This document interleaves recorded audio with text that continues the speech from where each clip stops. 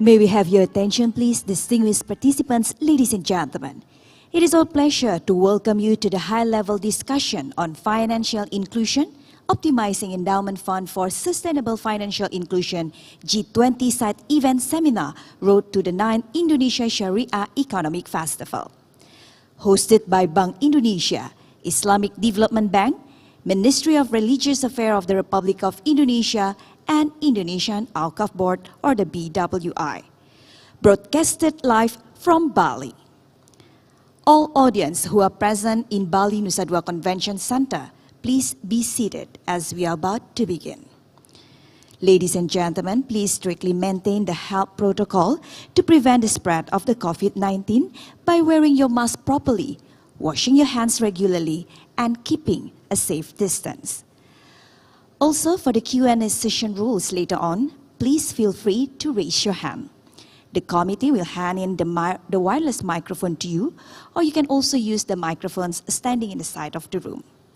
For our virtual audience, please kindly pay attention to the following rules for the event. Virtual audience, please kindly use the virtual background that you can find in the chat box. Kindly use the username format by typing your country, followed by your institution, followed by your name. For the Q&A session, you can send your question in the chat box with the following format: your name, followed by your institution, followed by your questions addressed to whom, and followed by your question. Should any problem occurs in a Zoom application, please rejoin the backup WebEx link provided in the chat box. Thank you for your attention.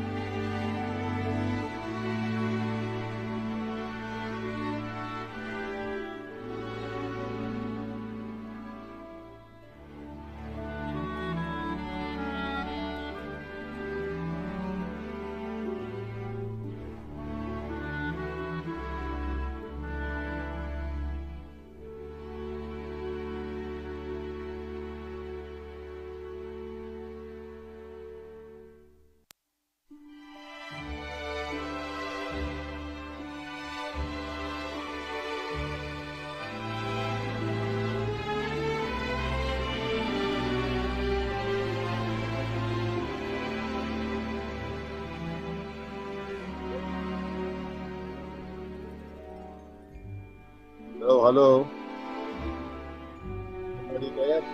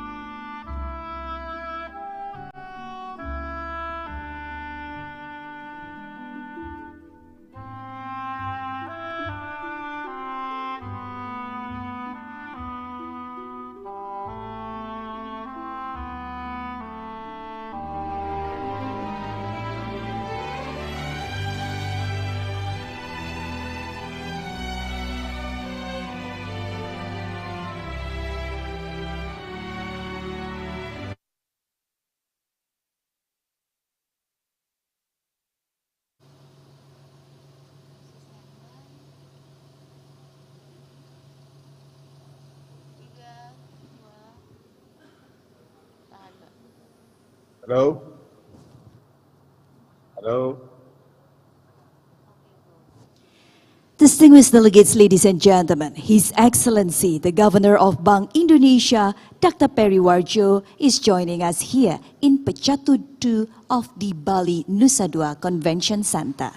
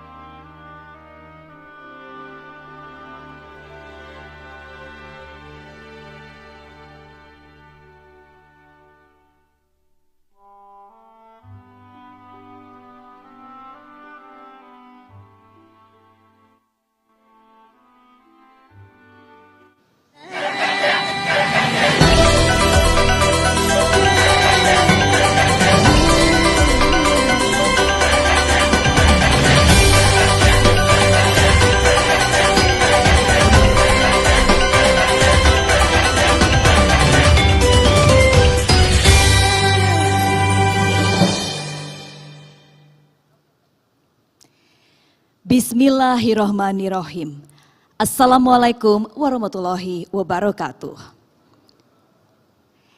His Excellency Dr. Periwarjo, the Governor of Bank Indonesia, His Excellency Dr. Muhammad Sulaiman Al-Jasser, the President of the Islamic Development Bank, His Excellency Dr. Juda Agung, Deputy Governor of Bank Indonesia, His Excellency Amadou Hott, the Minister of Economy, Planning and Cooperation, the Republic of Senegal, Honorable Dr. Xu Dong Yu, Director General of Food and Agriculture Organization, Honorable Dr. Ahmed Mohamed Al-Meraki, Special Advisor to the UN Secretary General, Honorable Dr. Rami Ahmad, the ISDB Sherpa for G20, Honorable to the Acting Director General of the Ministry of Religious Affairs of the Republic of Indonesia, Bapak Tarmizi Tohor, Honorable to the Vice Chairman of Indonesia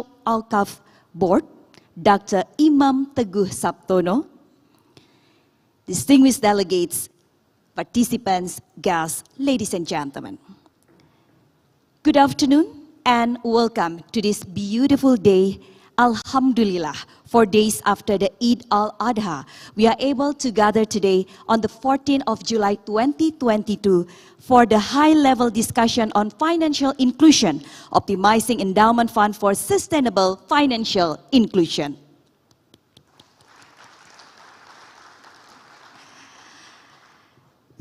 Excellencies, distinguished delegates, ladies and gentlemen.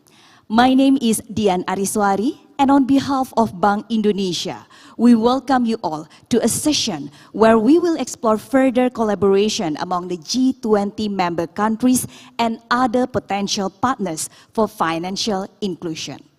Inshallah, through our discussion, we will be able to elaborate innovative and also creative form of endowment or awqaf and benchmark successful experiences of its implementation.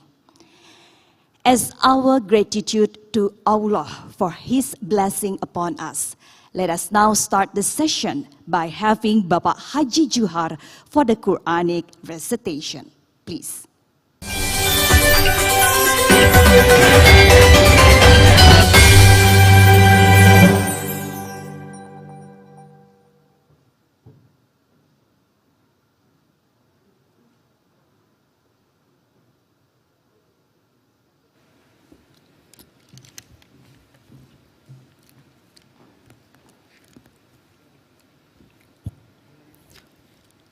Assalamualaikum warahmatullahi wabarakatuh.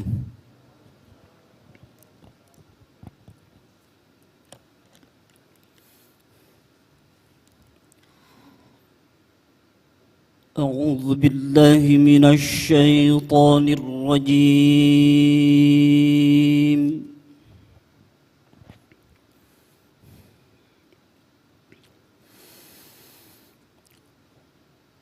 Bismillahirrahmanirrahim.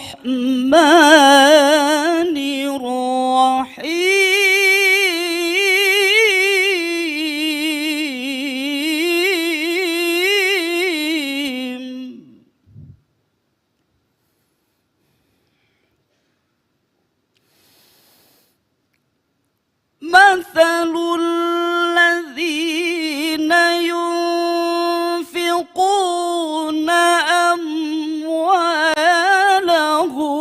fi sabilillahi kamathali habbah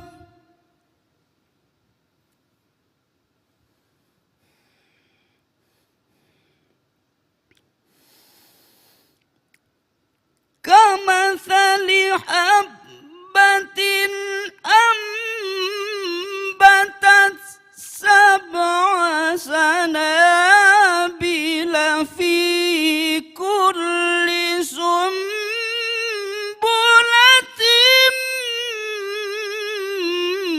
mi'atu habbah.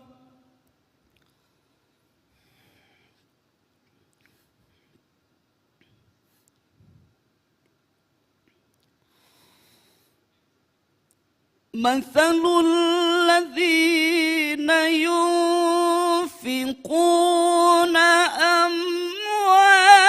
أموالهم في سبيل الله كمثل حبة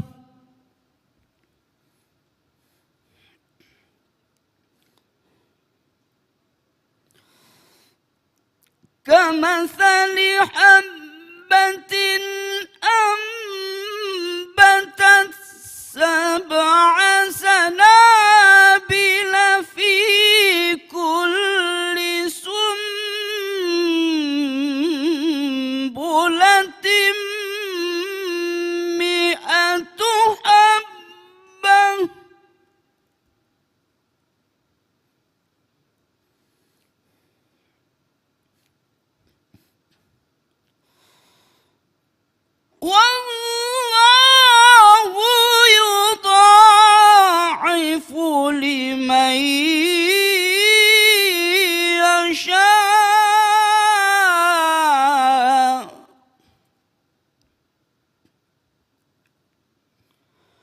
والله واسع عليم.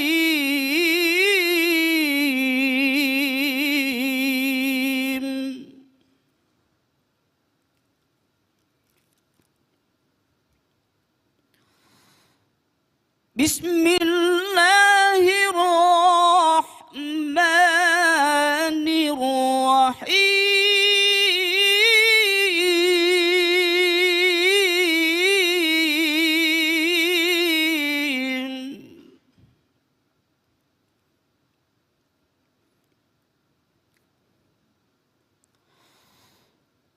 لن تنالوا البر حتى تنفقوا مما تحبون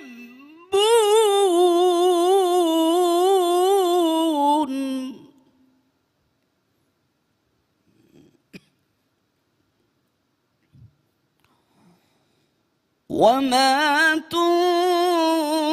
تنفقوا من شيء فإن الله به عليم.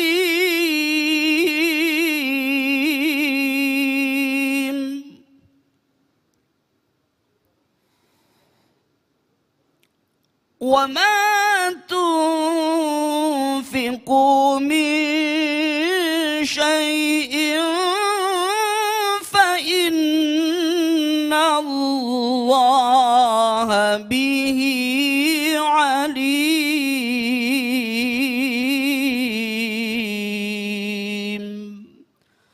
صدق الله العظيم.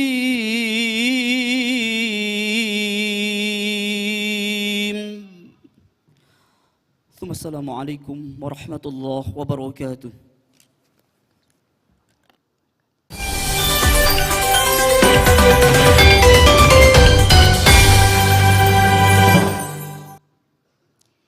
Thank you to Baba Haji Juhar. Excellencies, distinguished delegates, ladies and gentlemen, the concept of endowment is in line with the spirit of the G20 this year, recover together, recover stronger.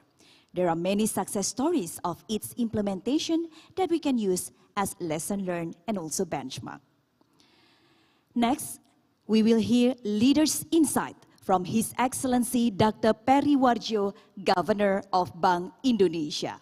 Ladies and gentlemen, please welcome His Excellency the Governor of Bank Indonesia, Bapak Dr. Periwarjo.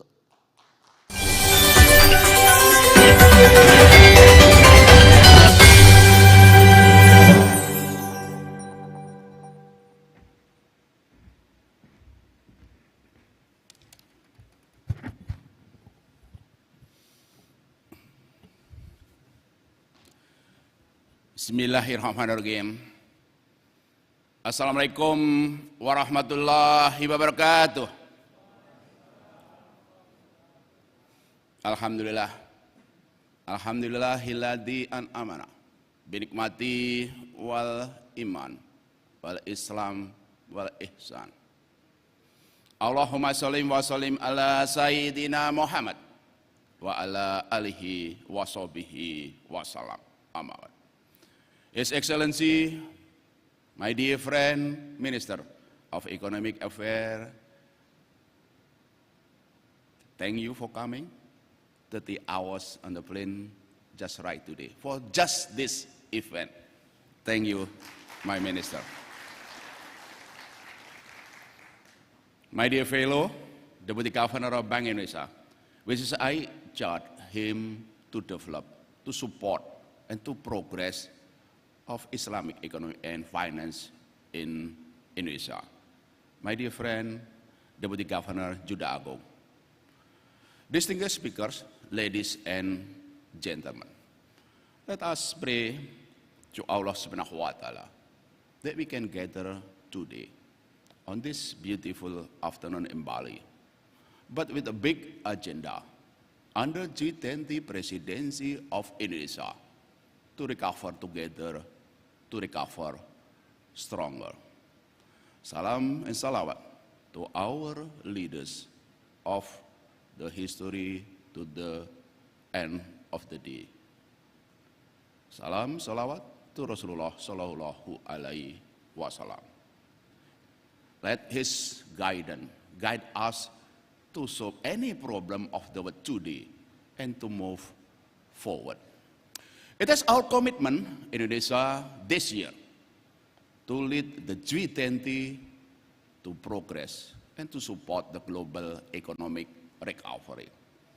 Under the finance and central bank governance, we have a sixth agenda. How to normalize our global economy. How to address the problem of the corporate and business. How to do the digitalization of the economic and finance. How to do the financial inclusion and economic inclusion. But of course, to also international taxation. We still facing a very difficult challenge.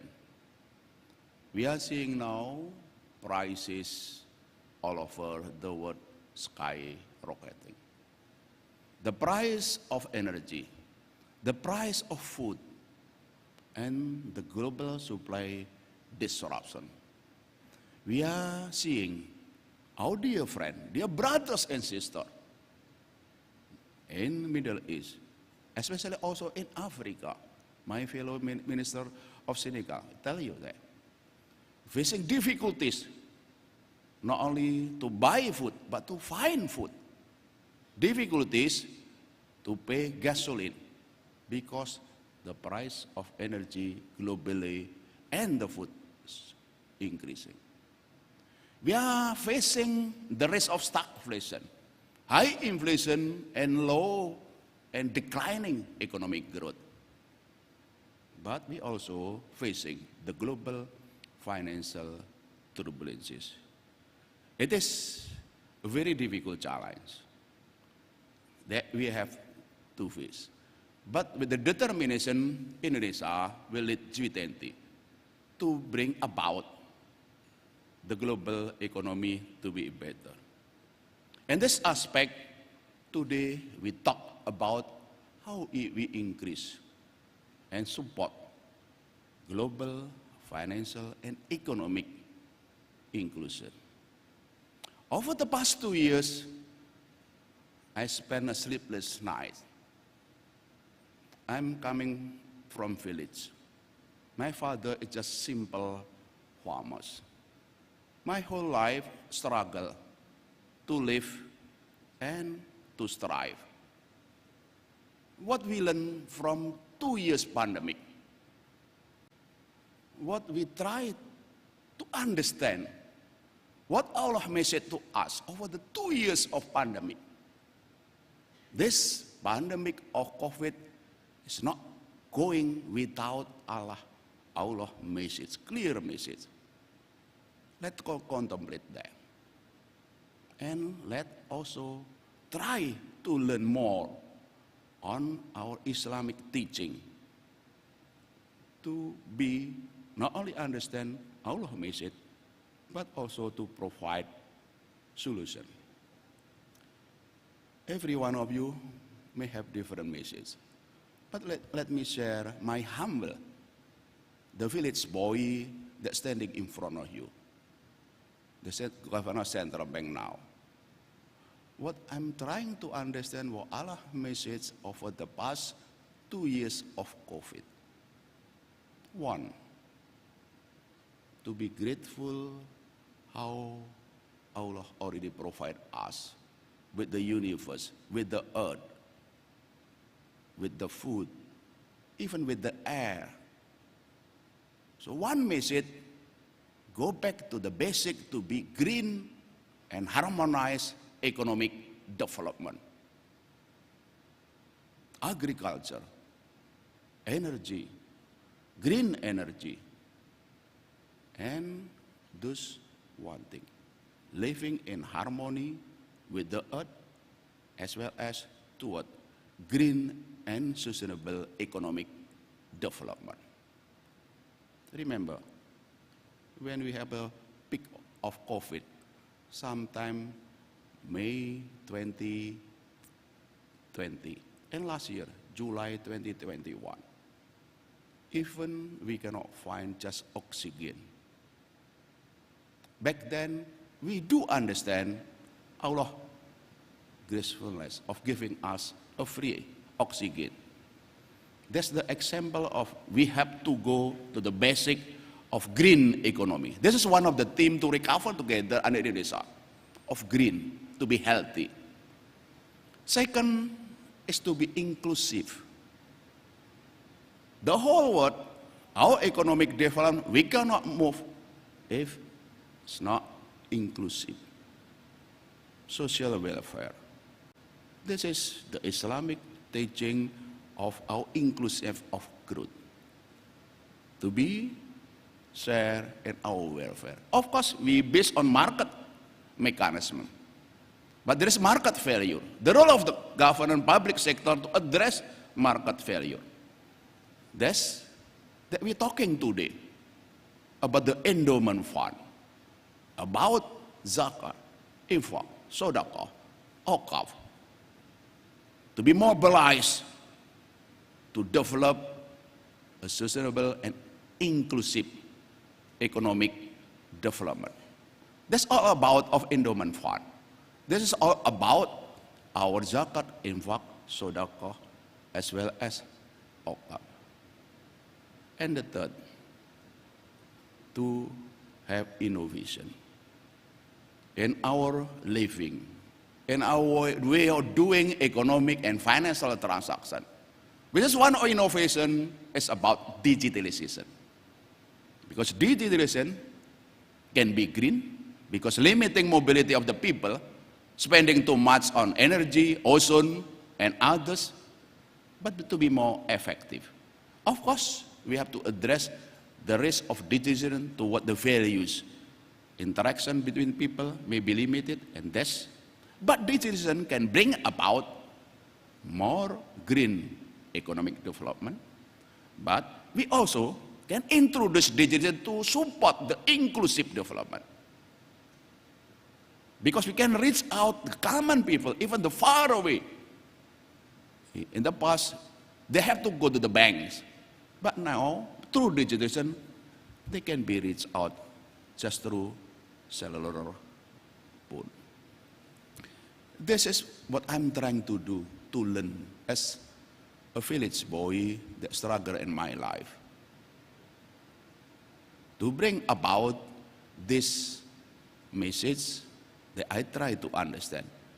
Let's do our part to implement the Islamic teaching on social, finance, and economic development.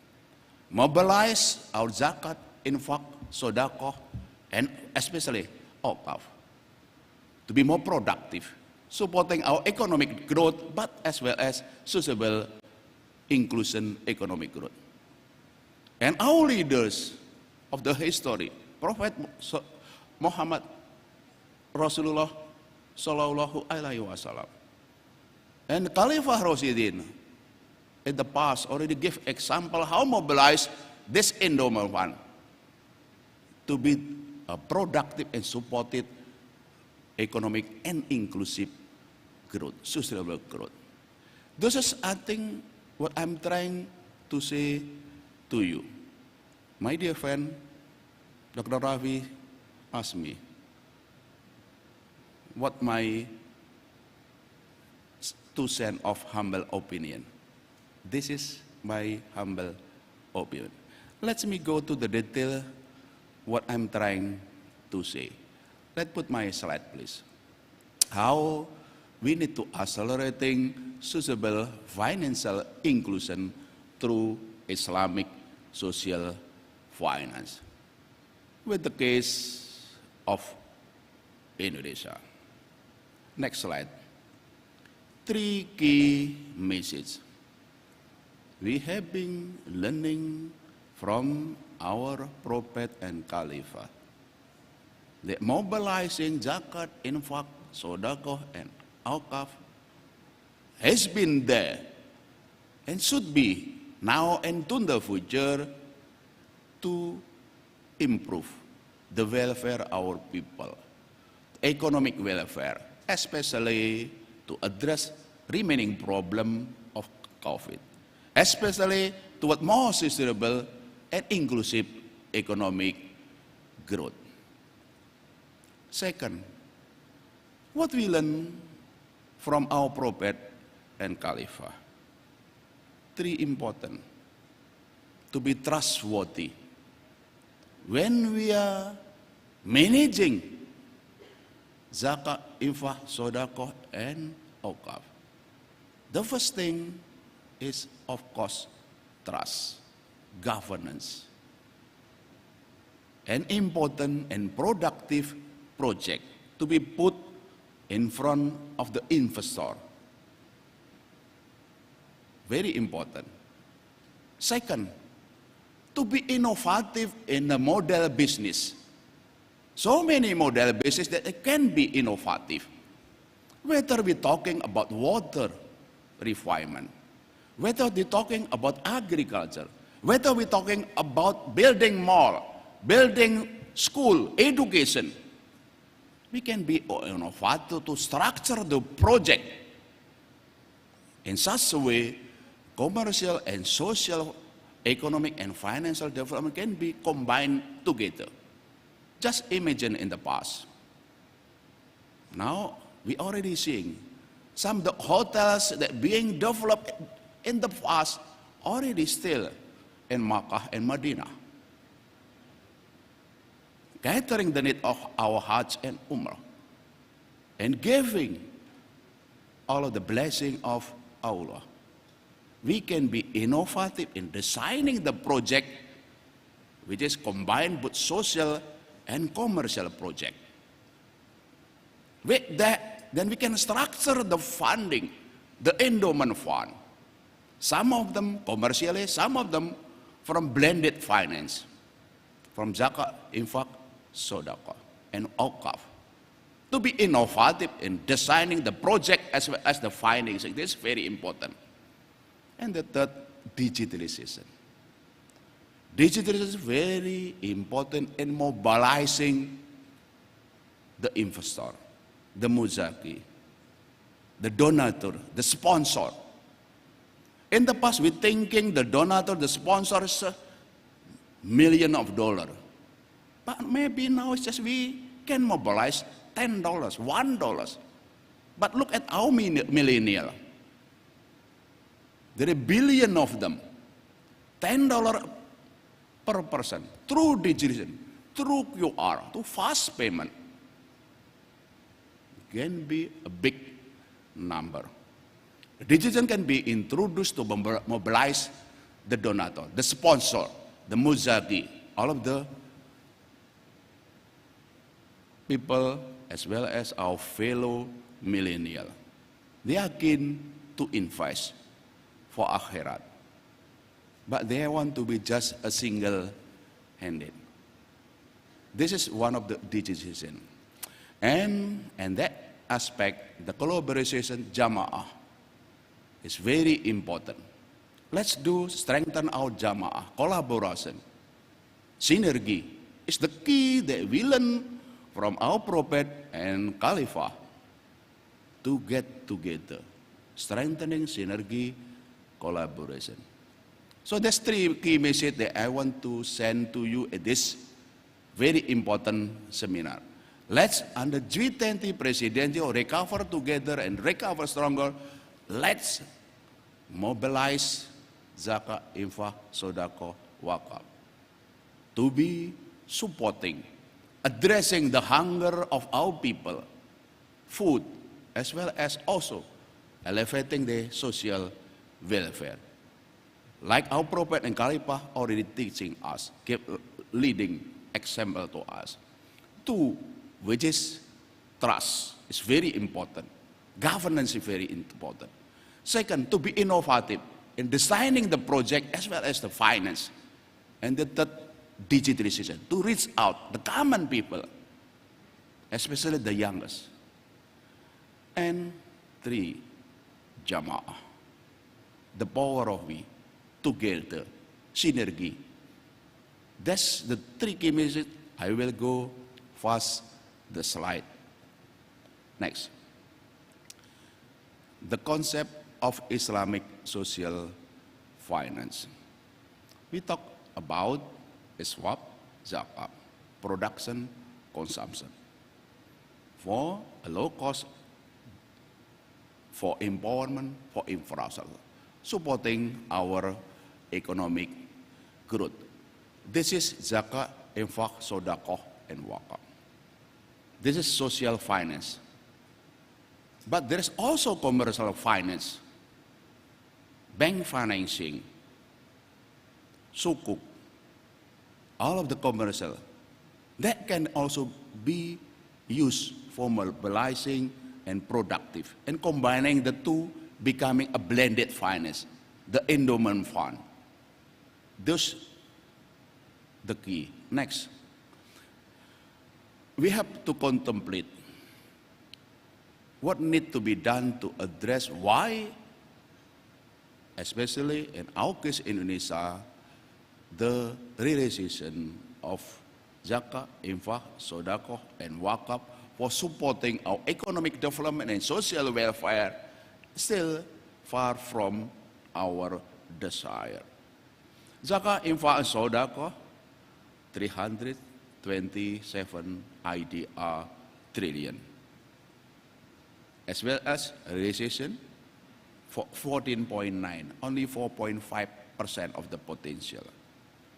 Cash wakaf, 0.4% of the potential. Land wakaf, the certified, 58%, and of course, we have to do how to mobilize and to be productive. Next slide. What the innovation that we have to do? Regulation, instrument, digitalization, as well as also the capacity building of our Emil and Nazir that present here. Regulation, of course, talking to accommodate for further development of Islamic social finance, such as digitalization. Less of synchronization, of harmonization, of regulation. More simple regulation. Instrument, as I said, we can combine not only social finance but also a blended social and commercial finance. Mostly our instrument and mobilizing through the mosque, school, and cemetery. But generalized, I'm seeing in Indonesia, the youngest, the millennial, they are becoming rich. They need to be reached out, to be more simple. I think it's very important. There is potential there. That's why digitization is very important. Because reaching out those common people are very important. Data digitization. Of course, about Emil and Nazir, how we need to have a knowledge sharing. The capability of Emil and Nazir not only to innovate in innovation and developing the project, finance, but also reaching out. The more important need to be from the outcome to the input. Not mobilizing fund first and then thinking about the project. We have to design project first and then how to structure finance and mobilize the investor. I think we can introduce that. The mindset is not, why don't we just mobilize the fund and thinking later what we need to use? We have to think reverse. How can we introduce agri-farming in pesantren, in madrasah? How the structure of the project, is it can be mobilized through this fund? How to mobilize that? And then introducing digitalization, reaching out. So we have to reverse the logic and the mindset. I think this, of course, the capacity, entrepreneurship is very important.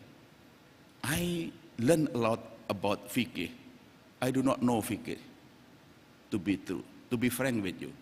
I'm patient boy. I'm not being taught with Islam properly. But I learned a lot about fikih. But in Bank Indonesia, we share our capacity of developing project and business model to increase the entrepreneurship. In Indonesia, I'm learning about fikih, which is in Indonesia ngaji fikih to pesantren. But we are going to pesantren, we are also teaching our business, our entrepreneurship. That's why pesantren learn from Bank Indonesia ngaji sugih, learning to be rich. So we have jargon minister, Rawi in Indonesia, let's get together between Bank Indonesia and pesantren. I'm trying, my fellow, to learn about fikih, ngaji fikih, study fikih. And we also, the pesantren learn from us to be rich, to be economic progressing, to be business, to be financial. What we call it, study to be rich. In Indonesia called ngaji sugih. This is the jargon, ngaji fikih, ngaji sugih. That's the power of jamaah. Please teach us about fikih. I want to learn about fikih, so I can teach about the business, about developing the project. Next slide. This is what we introduce in a number of organization and also coordination. In national, we have Komite Nasional Ekonomi Keuangan Syariah, National Committee and Development of Syariah Economy and Finance, when Central Bank is member of that. Minister of Finance, also BWI is an Indonesian Wakaf Board. Also, National Board of Zakat, Basnas. And we get together to strengthen our collaboration, our jamaah to move for institutional strengthening, infrastructure strengthening, and instrument development. Next slide, please. Let me go one by one. Institutional strengthening. We already working globally of the core principle to build the trust, both the investor, the donor, the muzaki, and the recipient, as well as also the management of Amil, of Nazir.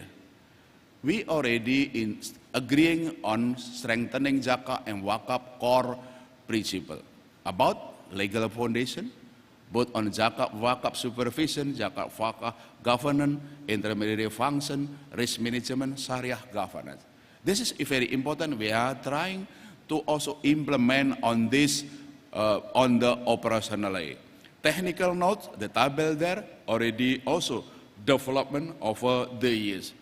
Governance is very important because if we cannot build trust, then I think we cannot mobilize and invest. Next slide. To be strengthening digitalization. My fellow minister, Mr. Rafi, and a distinguished, if you go throughout the country of Indonesia, you just need your cell phone to go to Jannah. In the past, we have to take out our wallet. Everywhere in the mosque, we can just collect zakah, infak, sodakah through our one standard, QR Indonesian standard. A way of reaching out people. In the past, of course, usually in our wallet here, only small amount. But using QR Indonesian standard, we can do big amount. And this spreading throughout the country. To collect zakat. We also introduce QR Indonesian for collection of wakaf, infak, sodaqah. But we are introducing also QR Indonesian standard digitalization in traditional market, modern market, health facility, education, transformation.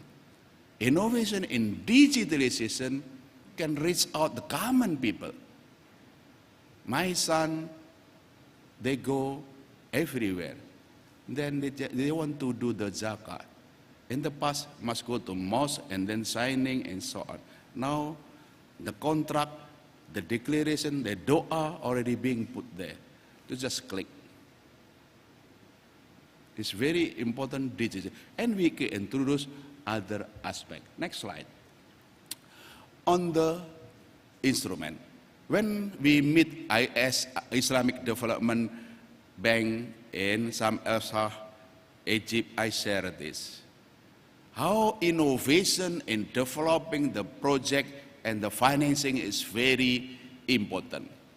Islamic financing, as I said, there is bank, money market, capital market, social financing, integration of social and commercial financing, others. How we can introduce Islamic finance combined together. I was sharing Indonesian experiences on Islamic model of financing innovation. One, cash wing walk-up link sukuk. Our innovation with Minister of Finance and government agency, which is everybody that have sukuk, government securities. They can mobilize, we can mobilize to just declare and committed their return to be wakaf, which is cash wakaf link sukuk. Also sukuk link wakaf, the development of a number of projects that the financing coming from sukuk, as well as securities crowdfunding. A number of agriculture projects we are mobilizing through securities crowdfunding. This is combination of innovation and project and financing. Islamic public-private partnership, the big project. But what we're talking today, Endowment Fund, Islamic Development Fund. Next slide. With that, let me congratulate the introduction of APIF. This is one of the innovation of instrument development in integrating social and commercial finance. With APIF, participate in financing wakaf endowment by building partnership with local wakaf or nazir on productive wakaf project in other countries, and this is expected successfully to be implemented in Indonesia. I will not go into detail because my dear friend, my moderator, will dwell into detail. And my dear friend, brothers, Minister of Senegal will also deal with this. We are looking forward on this development of APIF, mobilizing Islamic social financing, combining with commercial financing to address the problem of today. So we can recover together, recover stronger. To learn from Allah's message over the past 2 years pandemic, to be development of green, environment friendly, to be inclusive, social, sustainable, but also to be innovative. In social project, social financing, and through digitization. May Allah subhanahu wa ta'ala always provide guidance and blessing to all of us. Thank you. Wassalamualaikum warahmatullahi wabarakatuh.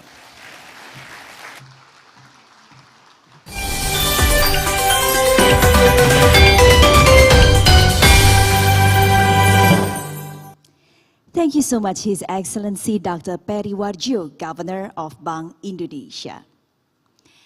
Excellencies, ladies and gentlemen, next let us hear a little insight from His Excellency Dr. Muhammad Sulaiman Al-Jasser, the President of Islamic Development Bank, who are unfortunately unable to join us physically here in Bali, but we are very happy as we are very grateful as he will join us virtually. So ladies and gentlemen, we will now hear a leader's insight once again from President of Islamic Development Bank.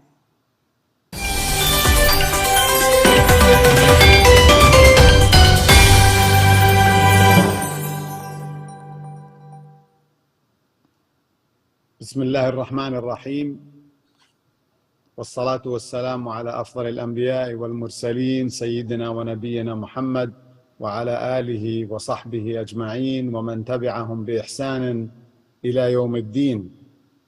My friend Governor Barry Wajeo, my friend Minister Pot, Your Excellency Koo Dong-yu, the Director General of Food and Agriculture Organization, Your Excellency Dr. Al-Muraikhi, the Special Advisor to the UN General Secretary on Public-Private Partnership and Islamic Social Financing, distinguished ladies and gentlemen, Assalamu alaikum wa rahmatullahi wa barakatuh, and good afternoon to everyone. First, I would like to extend my special thanks to my dear friend, Pak Perry, Governor of Bank Indonesia, and his team for welcoming us and in co-hosting our event today. I am honored to address such a distinguished audience of experts and professionals at this high-level discussion on financial inclusion with a focus on the role of awqaf and endowments in a G20 event. Distinguished ladies and gentlemen, we are meeting today at a very challenging time for the entire world. A world that was just starting to recover from one of the worst pandemics in human history, when this recovery was challenged by an uncertain geopolitical and macroeconomic context. The conflict in Eastern Europe is casting a shadow on the global economy, leaving no country unaffected. The effects of this political crisis are multiple. Food security challenges, higher energy and commodity prices, and disruptions in global trade, remittances, tourism, and capital flows. In light of these challenges and to better respond to the emerging needs of its member countries, the Islamic Development Bank has realigned its strategy for the period 2023-2025. The focus now is on boosting recovery from the economic losses inflicted by the pandemic, while laying the foundations for tackling poverty, building greater prosperity, and sustained inclusive and green economic growth. In order to achieve these strategic objectives, the Islamic Development Bank will finance priority development projects in its member countries under two strategic pillars. The first aims at developing green, resilient, and sustainable infrastructure. And the second pillar is to foster inclusive human capital development. In such difficult times, the Islamic Development Bank recognizes the importance of sustainable finance to support a strong recovery and drive green growth. We believe that sustainable finance markets have the potential to mobilize the necessary capital efficiently. These markets need the necessary infrastructure and policy frameworks. Prior to the pandemic, global debt had reached unprecedented and unsustainable heights. According to the Institute of International Finance, there was in November 2019 about $250 trillion of global debt. This was 3 times the global GDP. The situation during the pandemic worsened further as debt became 3.5 times the global GDP by the end of 2021. Therefore, any solution to combat the present crisis should be devised in a manner that avoids the creation of further indebtedness of individuals, businesses, societies, and countries. Most developing countries are facing serious threats of debt sustainability, and their fiscal space has already shrunk with no capacity for further borrowing. In response, we believe that many of these challenges need non-conventional solutions, which are adequately found in the core tenets of the Islamic economic and financial system. Distinguished ladies and gentlemen, the Islamic Development Bank is committed to using Islamic social financing to mitigate the impact of the pandemic and overcome financial constraints, funding gaps, and financing inequalities. I agree with my friend Governor Berry that Islamic social financing can stimulate economic activity and promote social welfare, financial inclusion, and shared prosperity. This can be done by utilizing the traditional instruments such as zakat, sadaqah, waqf, and microfinance instruments, by using modern tools such as blockchain, fintech, and artificial intelligence.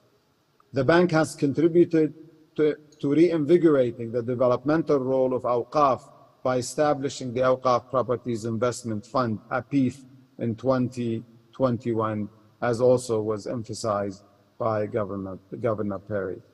APIF double mandate of achieving sustainable financial returns and social impact is entirely aligned with the bank's strategy and the Global 2030 Sustainable Development Goals agenda.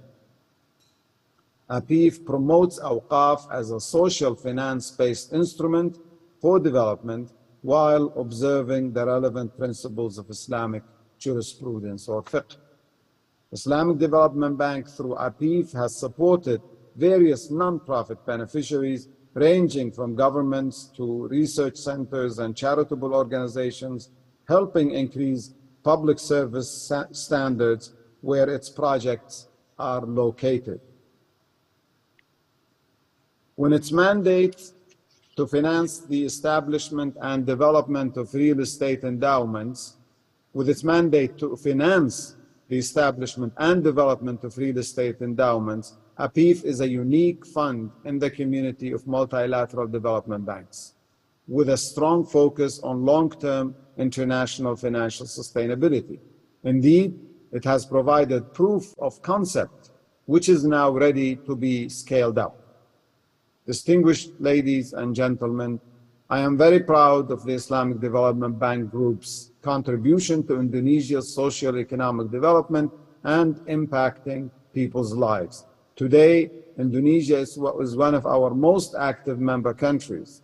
In fact, the total Islamic Development Bank Group financing for Indonesia stands around $6 billion, in addition to providing political and credit risk insurance and sukuk investments.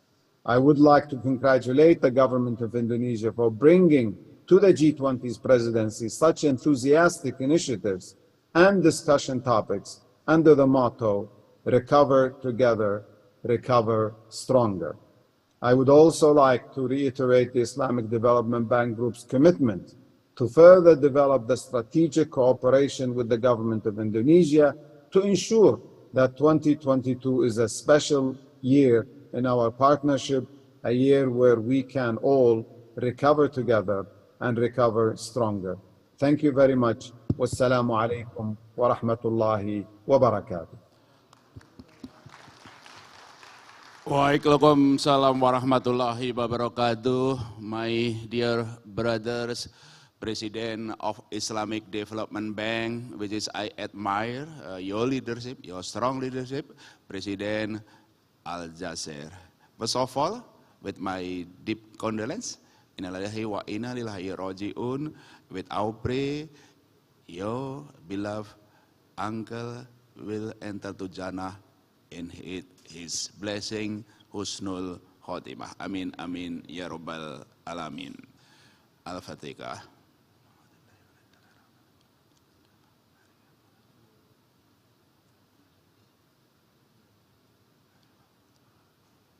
Amin, amin, ya rabbal alamin. Second, I'm very, very great honor that you spend this precious time with us. This is, I always say to you, my dear brother, your strong leadership, your commitment, not only building the strong ISDB, but also to be more present of ISDB. everywhere, including Indonesia. We are already feeling, seeing, also believing ISDB footing in Indonesia, becoming stronger and stronger. Not only developing of our economic development, but also deeply participated in the social economic finance, increasing the welfare of our people, including also what we talked today about mobilizing this work, promoting endowment fund, also mobilizing APIF for the best use. Once again, thank you, my dear brother, President Al-Jazeera. All the best to you. Of course, we will be soon. May Allah subhanahu wa ta'ala always bless us. Thank you very much. Wassalamualaikum warahmatullahi wabarakatuh.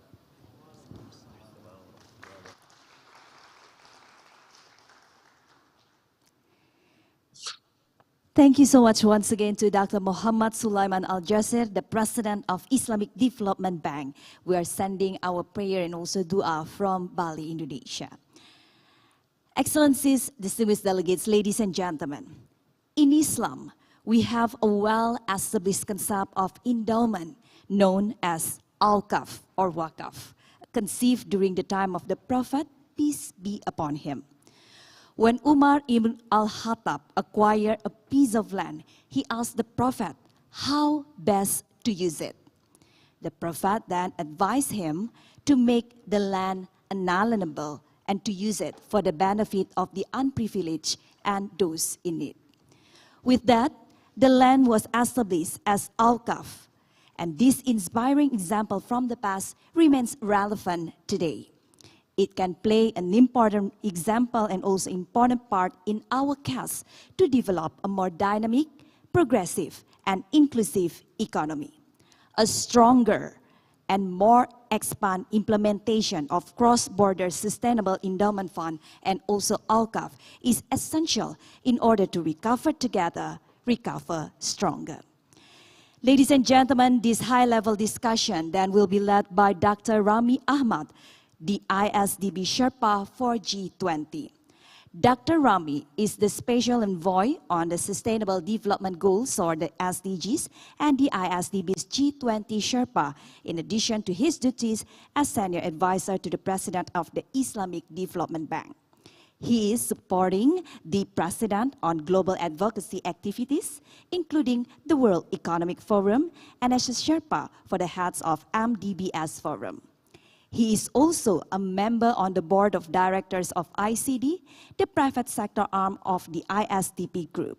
So now without further ado, ladies and gentlemen, please join me in welcoming our moderator for this session, Dr. Rami Ahmad.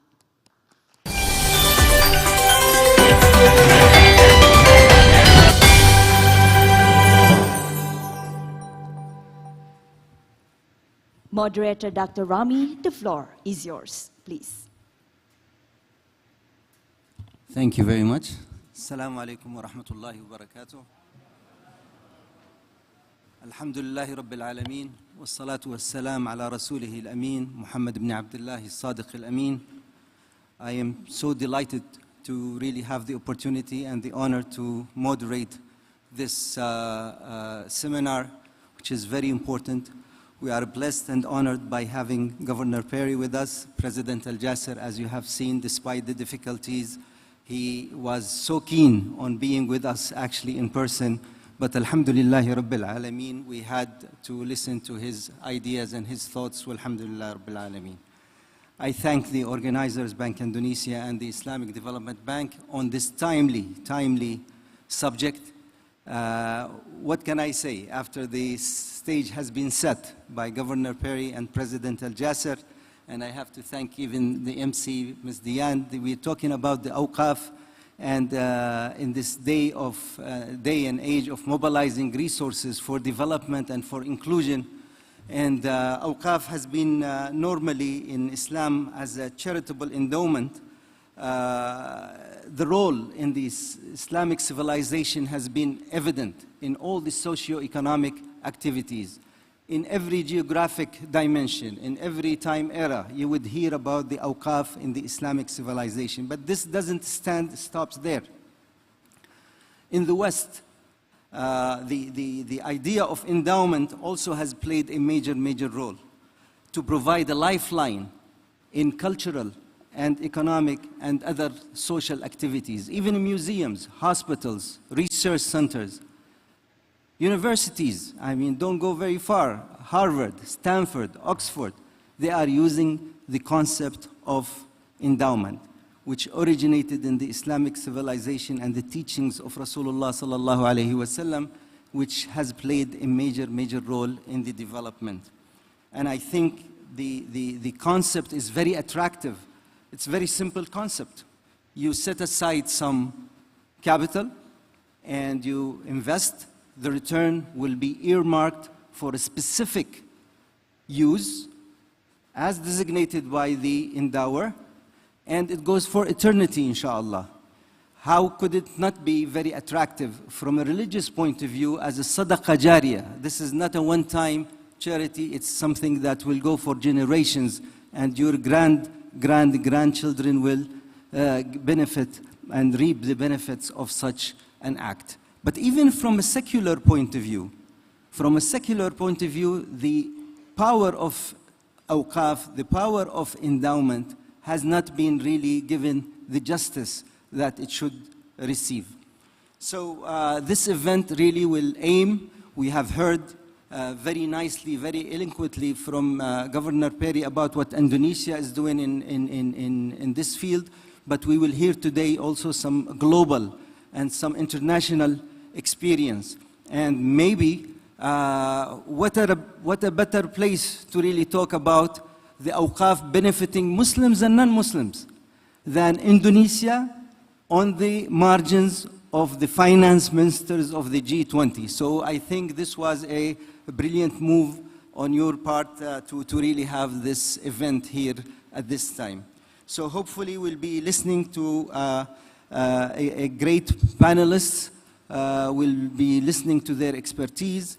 And we have with us today, first of all, like Governor Perry said, this is a distinguished minister from Senegal, by the way. He took the flight for 32 hours to be with us today physically. So this chair is reserved to Minister Amadou Hott. So please, Mr. Amadou Hott, if you could join me here on the stage, appreciate it.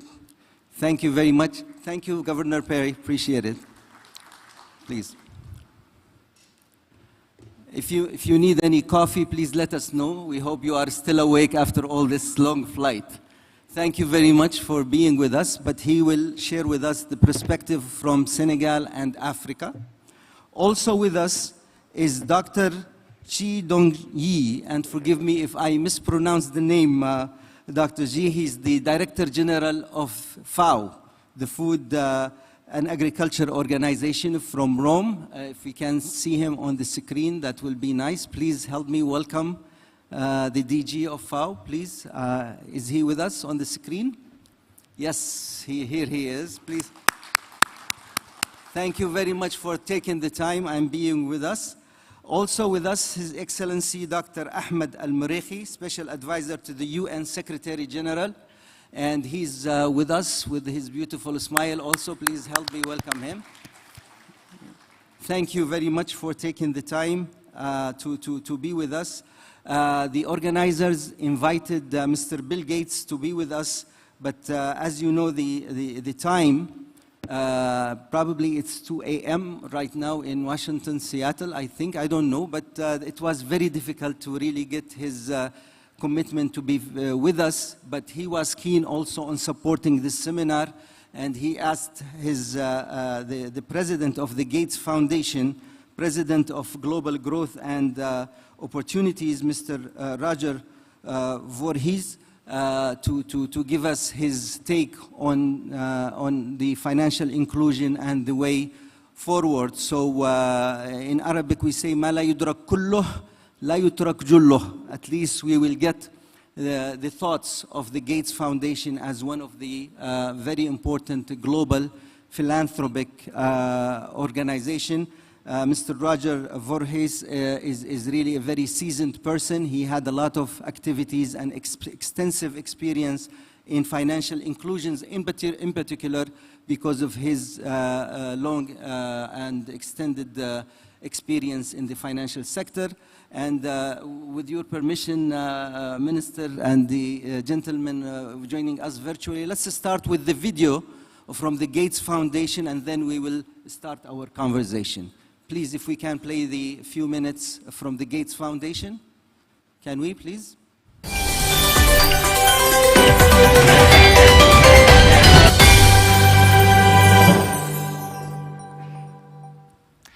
Distinguished panelists and guests, thank you for including the Foundation to share our insights on this critical topic. Our co-chair, Bill Gates, sends his regrets. He wished he was able to take part in these substantive discussions today. Please accept his best wishes for a successful dialogue, for creating a financial system that provides opportunities for everyone in society. The Bill and Melinda Gates Foundation has supported global financial inclusion efforts for more than 15 years because this is an area where relatively modest investments can unlock extraordinary dividends for an economy, but also lay the foundations for greater resilience for its people. Recently released figures from the World Bank Findex, the global measure of financial inclusion, shows progress in financial inclusion around the world. Account ownership has reached 71% of people in developing countries, up from 63% in 2017, and for the first time, the closing of the gender gap in some countries. This reflects the impact of a development and market community working together. However, this is not the time to declare victory. We need to keep making progress on account access, but also drive greater usage of the services low-income families need. We know people are not statically poor, but rise and fall through poverty. Once people have access to formal transaction accounts and a suite of high-quality financial tools, they are better able to withstand the shocks and capture opportunities to move out of poverty. When a child comes down with a malaria, her parents can use digital wallets or bank accounts to receive digital transfers from a wider support network of friends and family that help cover her medical fees. Small business owners can access lower-cost credit to invest in productive assets to grow their businesses. Financial inclusion also enables more transparent and responsive governance. According to the World Bank, 1.3 billion people received an emergency cash transfer during the pandemic, cushioning them from the economic shock of the crisis. Here in Indonesia, the Village Funds Cash Transfer Program reached 43 million beneficiaries with critical emergency support, and the Family Hope Program was able to quickly increase the frequency and benefit amount to existing program participants. Countries with inclusive financial systems were able to deliver these payments transparently, quickly, and safely. To reap all the benefits, countries can invest in 4 proven solutions.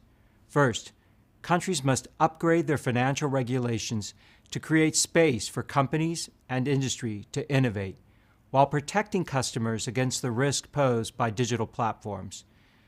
Traditional banking regulations were built based on a business model defined by brick-and-mortar banks. Crafting an inclusive regulatory framework requires thinking about how to enable far-flung networks of agents who turn cash into mobile money and back into cash, how to change know-your-customer rules so they don't lock the poor out of the financial system, and how to strengthen cybersecurity and data privacy safeguards.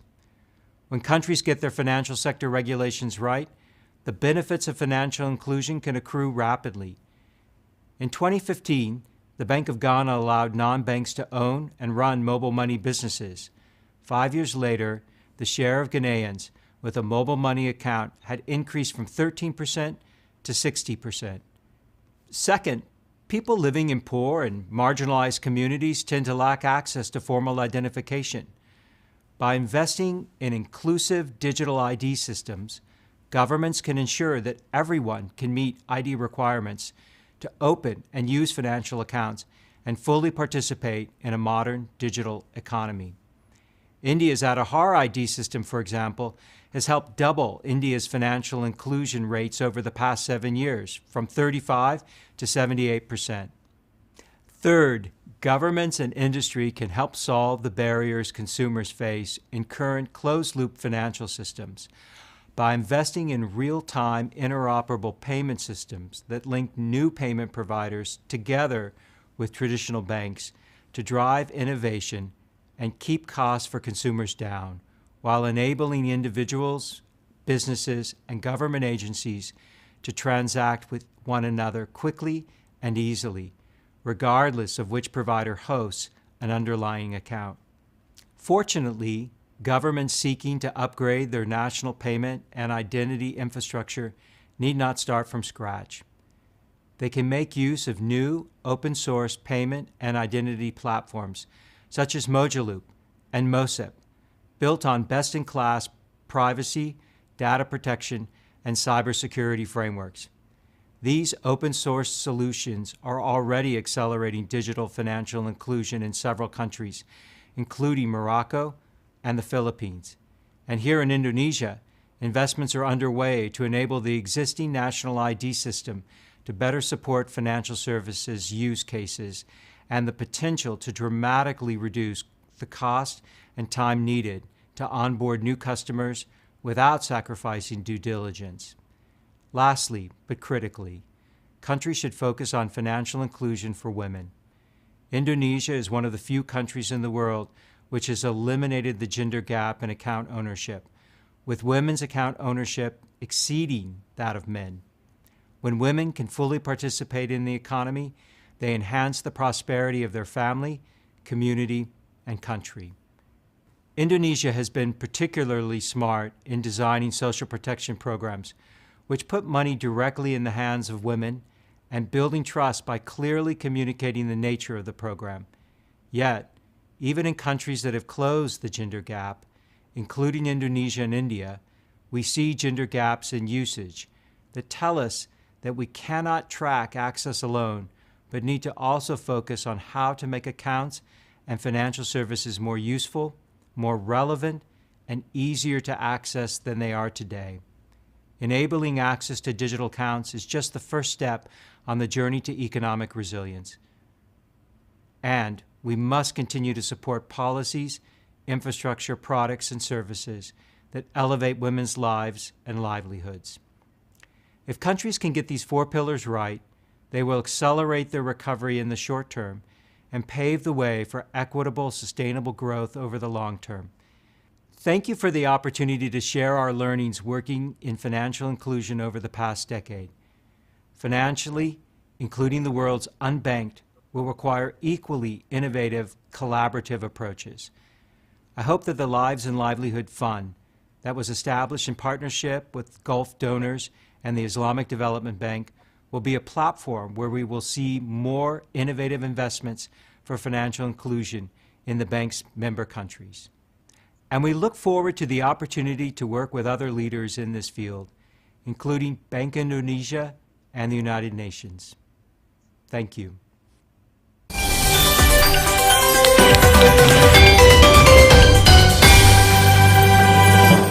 Actually, we thank the Gates Foundation for this very informative video, and you can see how the understanding of financial inclusion is really clear from the 4 pillars that he mentioned.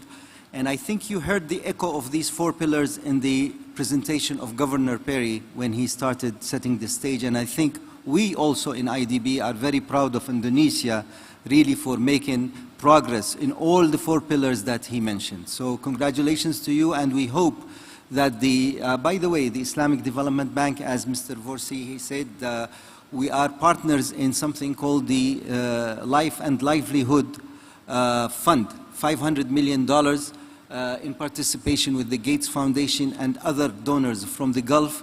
In particular, interest is really the inclusion in general. Today, perhaps we will focus a little bit on financial inclusion, but we think that the idea of awqaf, you can see how powerful it could go, not only in the Muslim world, but global-wise. وَمَا أَرْسَلْنَاكَ إِلَّا رَحْمَةً لِلْعَالَمِينَ. You can see that this mode of financing, when it's used, it brings a lot of fruit everywhere it is used in. So I'm glad we had this from the Gates Foundation. We are hoping to have Mr. Gates himself. He's very good friend of IDB, and we hope to have him in future events, inshallah. Now I will turn to my friend, His Excellency Minister Hott, coming all the way from Senegal to be with us. And I will ask him to begin with, maybe I will use the Gates Foundation emphasis on regulation as a segue to my first question to you on regulations in Senegal. We know that there was an awqaf law in 2015, and I'm wondering if you could share with us how did this law come about, and how was it really crafted, and how effective it is really in advancing the cause of awqaf. Minister, please. Thank you very much, Dr. Rami, and would like to thank the Bank Indonesia and the Islamic Development Bank for the opportunity to participate in this session ahead of our meetings that will start tomorrow. Financial inclusion is critical for the lowest income countries in particular, because the big issue that we have on financial inclusion is mostly affecting Africa, affecting developing countries. In Senegal, we are very open to innovation, whether it's on the mobile technology, whether it's on innovative instruments to finance entrepreneurs, to finance small and medium enterprises. We are always hungry about innovation. That's why when the Islamic Development Bank brought the idea of having the WAF regulations in Senegal for the first time in 2015, we jumped on the occasion and we worked with the bank to pass a bill on WAF to allow Senegal also to make sure that certain population benefits from these innovative instruments. And the bill has been passed since then. With the help of the bank, we created a WAF authority that is in charge of regulating and helping implement this idea. And since then, we created the agency in charge, recruited the staff, and now actually we are working on major projects that will benefit the Quranic schools in Senegal, for example. And those two projects are being funded by the Islamic Development Bank Group, the Islamic Solidarity Fund, the bank itself, and the, I would say, the fund, the equity fund as well. And we would like to thank the bank for this great support.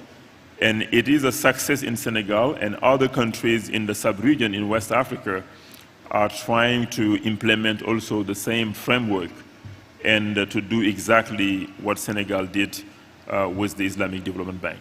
Thank you. If I could follow up on this question with, if you take it and upscale it a little bit, and if you can maybe take the African context in consideration here. And by the way, Senegal this year is representing the African Union in the G20. Perhaps we can also ask you to use this hat to see how can awqaf investments really be enlarged to help the entire continent of Africa. Where do you see the potential, and where do you see the challenges in doing that? You know, the continent needs both a social infrastructure and economic infrastructure. And for the social infrastructure, we cannot rely only on donors' money or the budget of the government. And using structures as the WAF would be something very critical, in particular in the areas of education, in the areas of health, but even in the areas of entrepreneurship, because on our continent, the informal sector is a very big sector. And the informal sector requires a lot of soft resources because the risks are very high when you are lending to the informal sector. So having some stream of revenue coming from WAFC investments that will be used, for example, to de-risk those transactions or to provide, let's say, first loss on a sustainable basis can help actually that informal sector take off.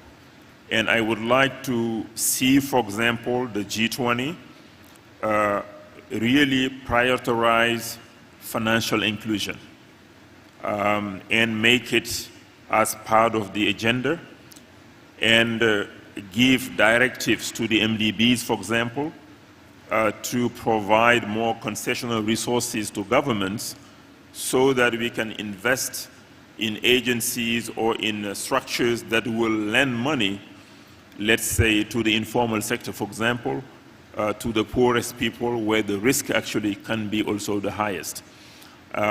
We've seen that, let's say, with Senegal setting up, for example, an agency called dari, which is a delegation for fast-tracked entrepreneurship for youth and women. And that agency is funded by government and some multilateral partners and bilateral partners. And the agency is doing very well because it's doing things on a fast-track basis. You're not going to be waiting for 1 year to get a loan, but it can be pretty fast.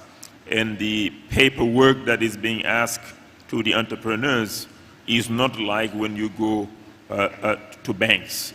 The constraint we have there is the availability of resource on a long-term basis.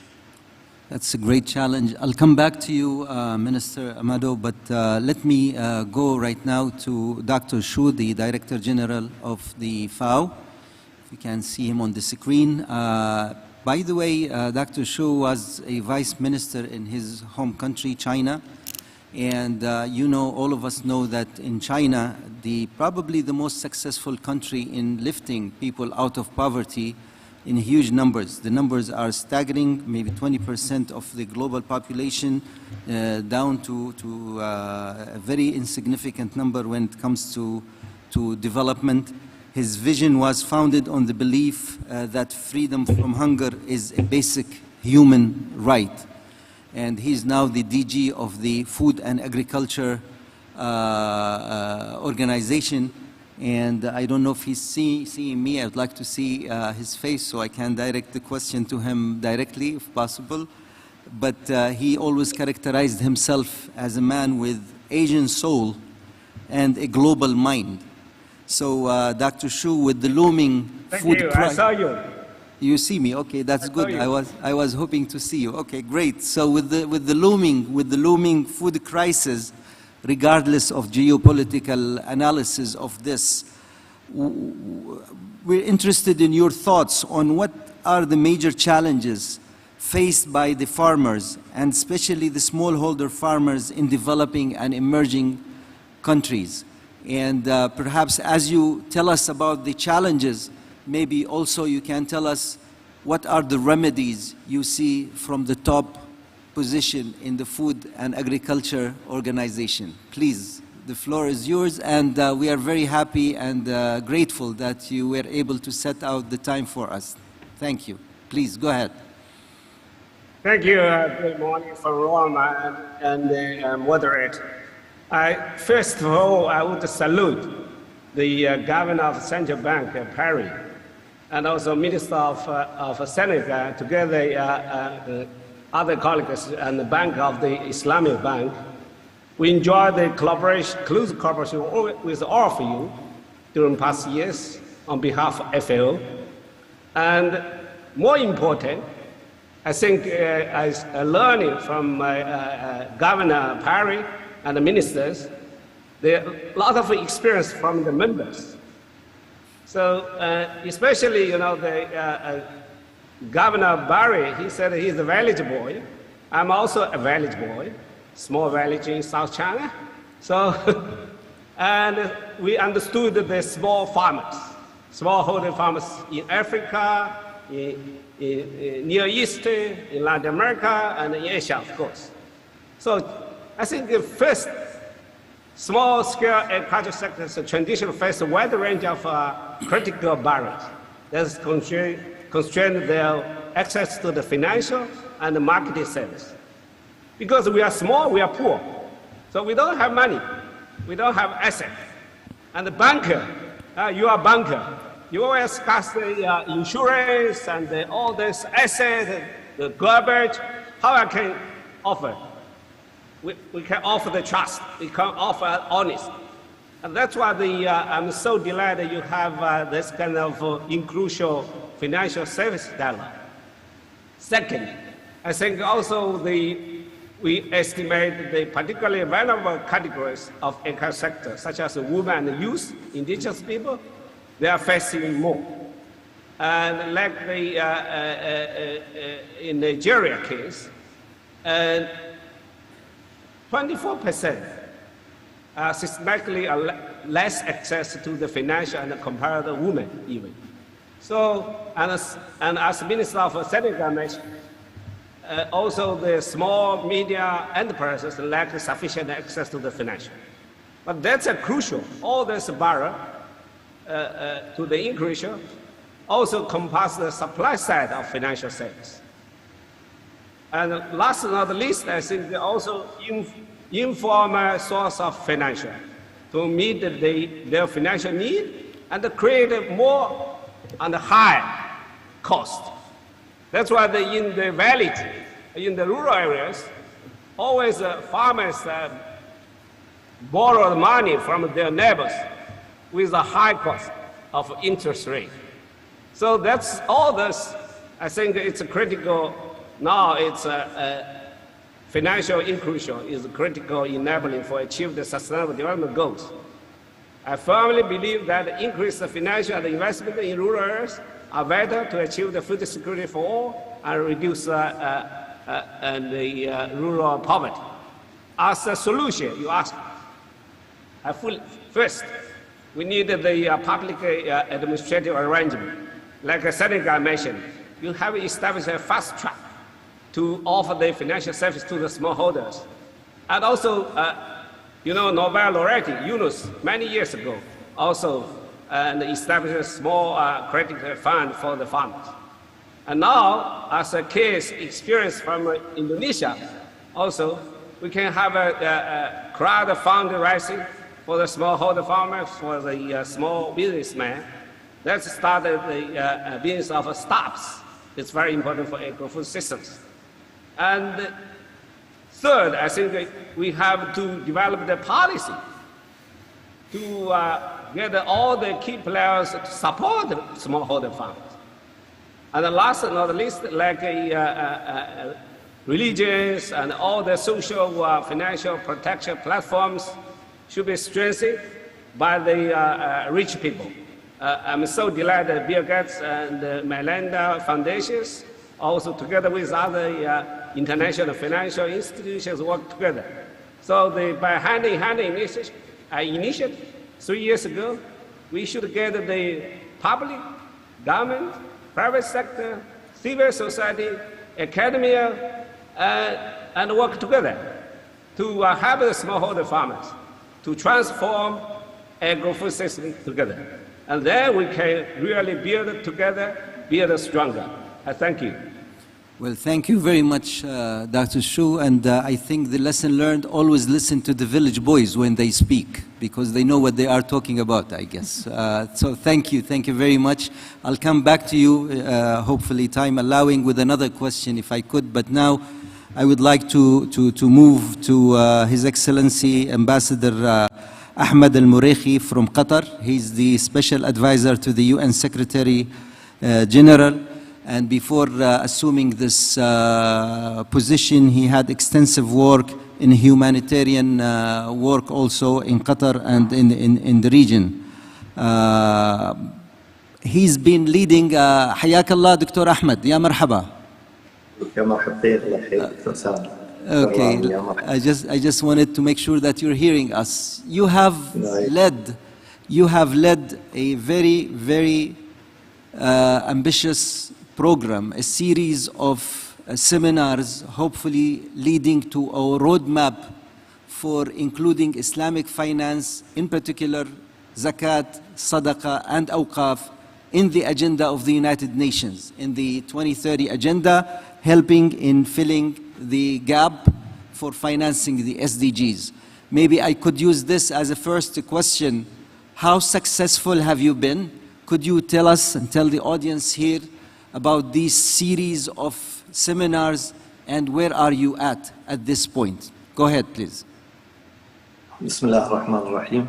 Alhamdulillah, wassalat salam ala Rasulullah. First of all, thank you, Dr. Ramia, and I would like to also thank His Excellency Dr. Bari, Governor of the Bank of Indonesia, as well as His Excellency Dr. Muhammad, the President of Islamic Development Bank, for the invitation and to be with this panelist. And also I would like to welcome my friend Dr.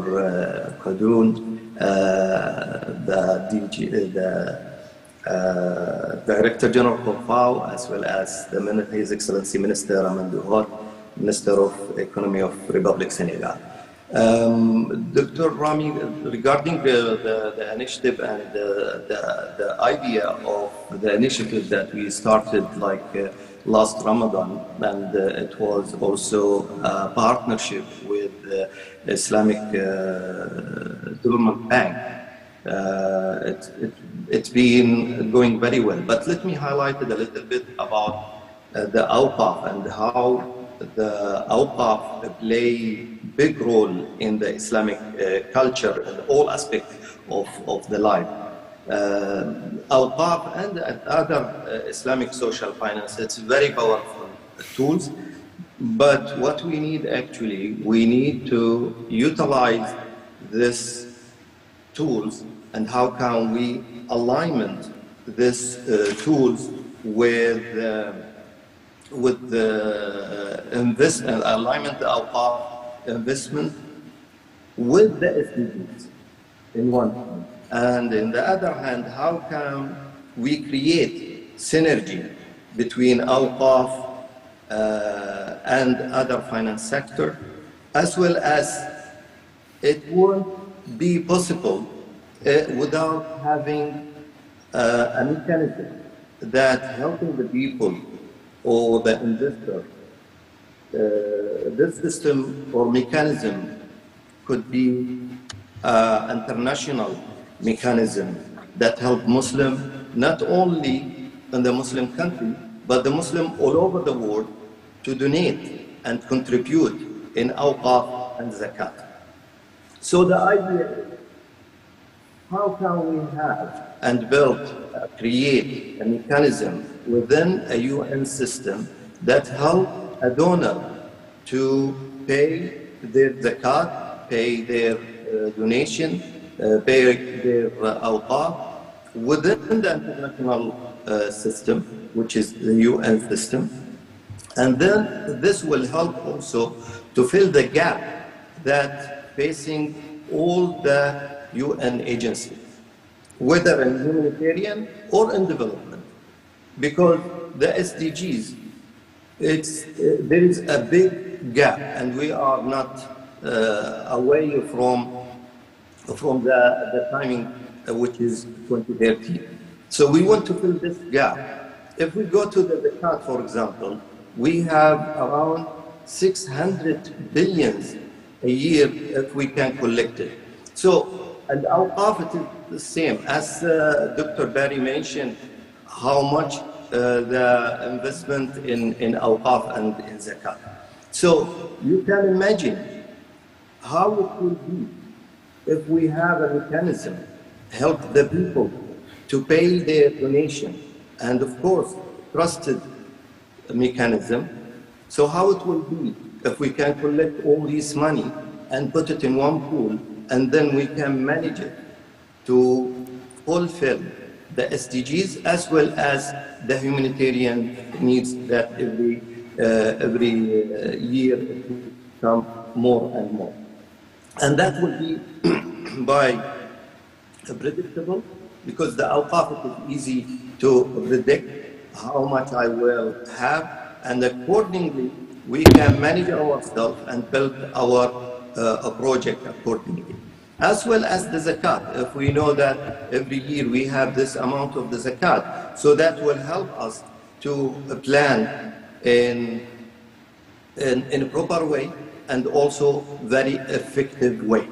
So I think the Islamic social finance need to be more focused within, as Dr. Berry said, in Jama'ah. So we have to do together.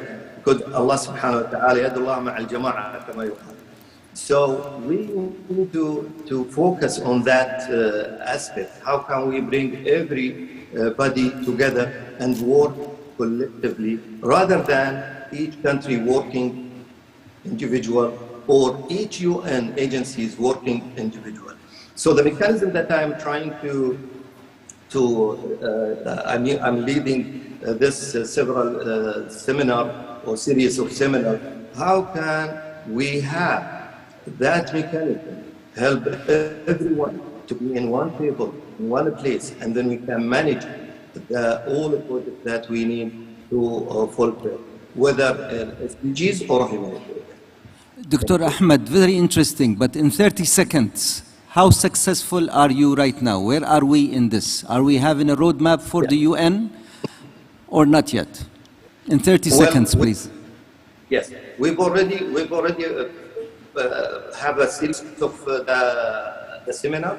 Now we are in the stage having the roadmap, and the next stage it will be a series of workshops where we have the UN agencies and the specialists in Islamic social finance sit together and having the mechanism.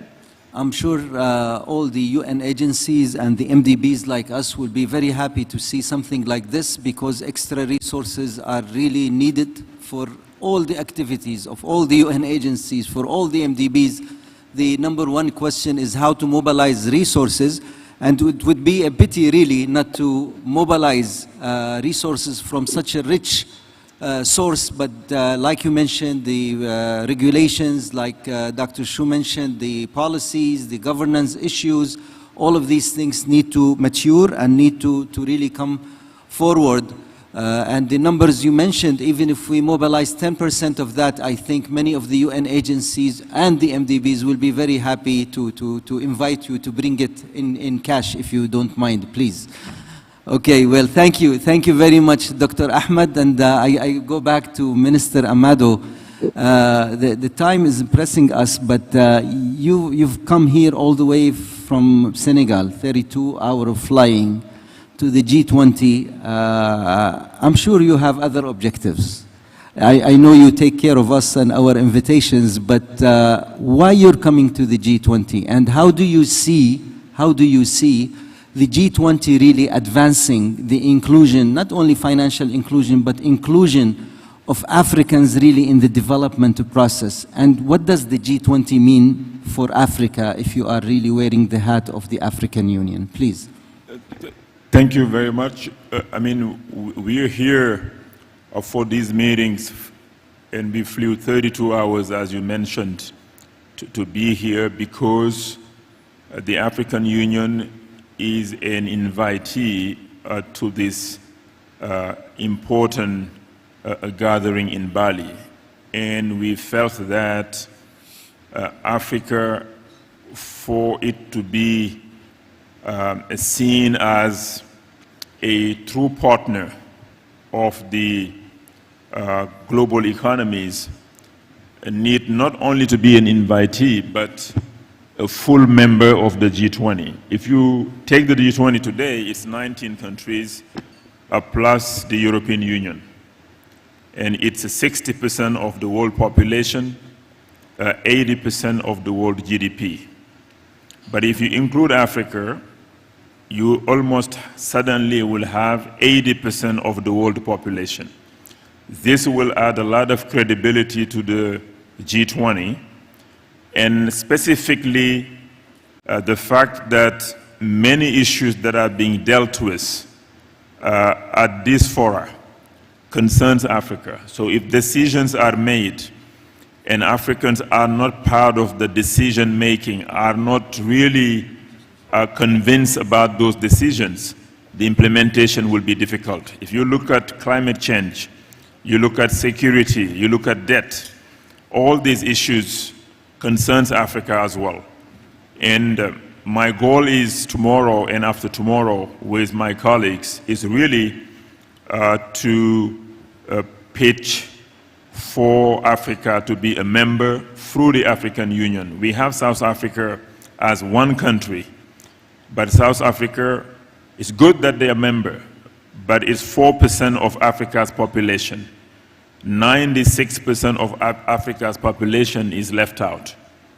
And we think that it is about time to increase the credibility of the G20 by really having Africa having a chair at the G20. So we need to add one more chair, then we cover 80% of the world population, and have Africa propose solutions, and not just to be a continent that implements solutions structured by others.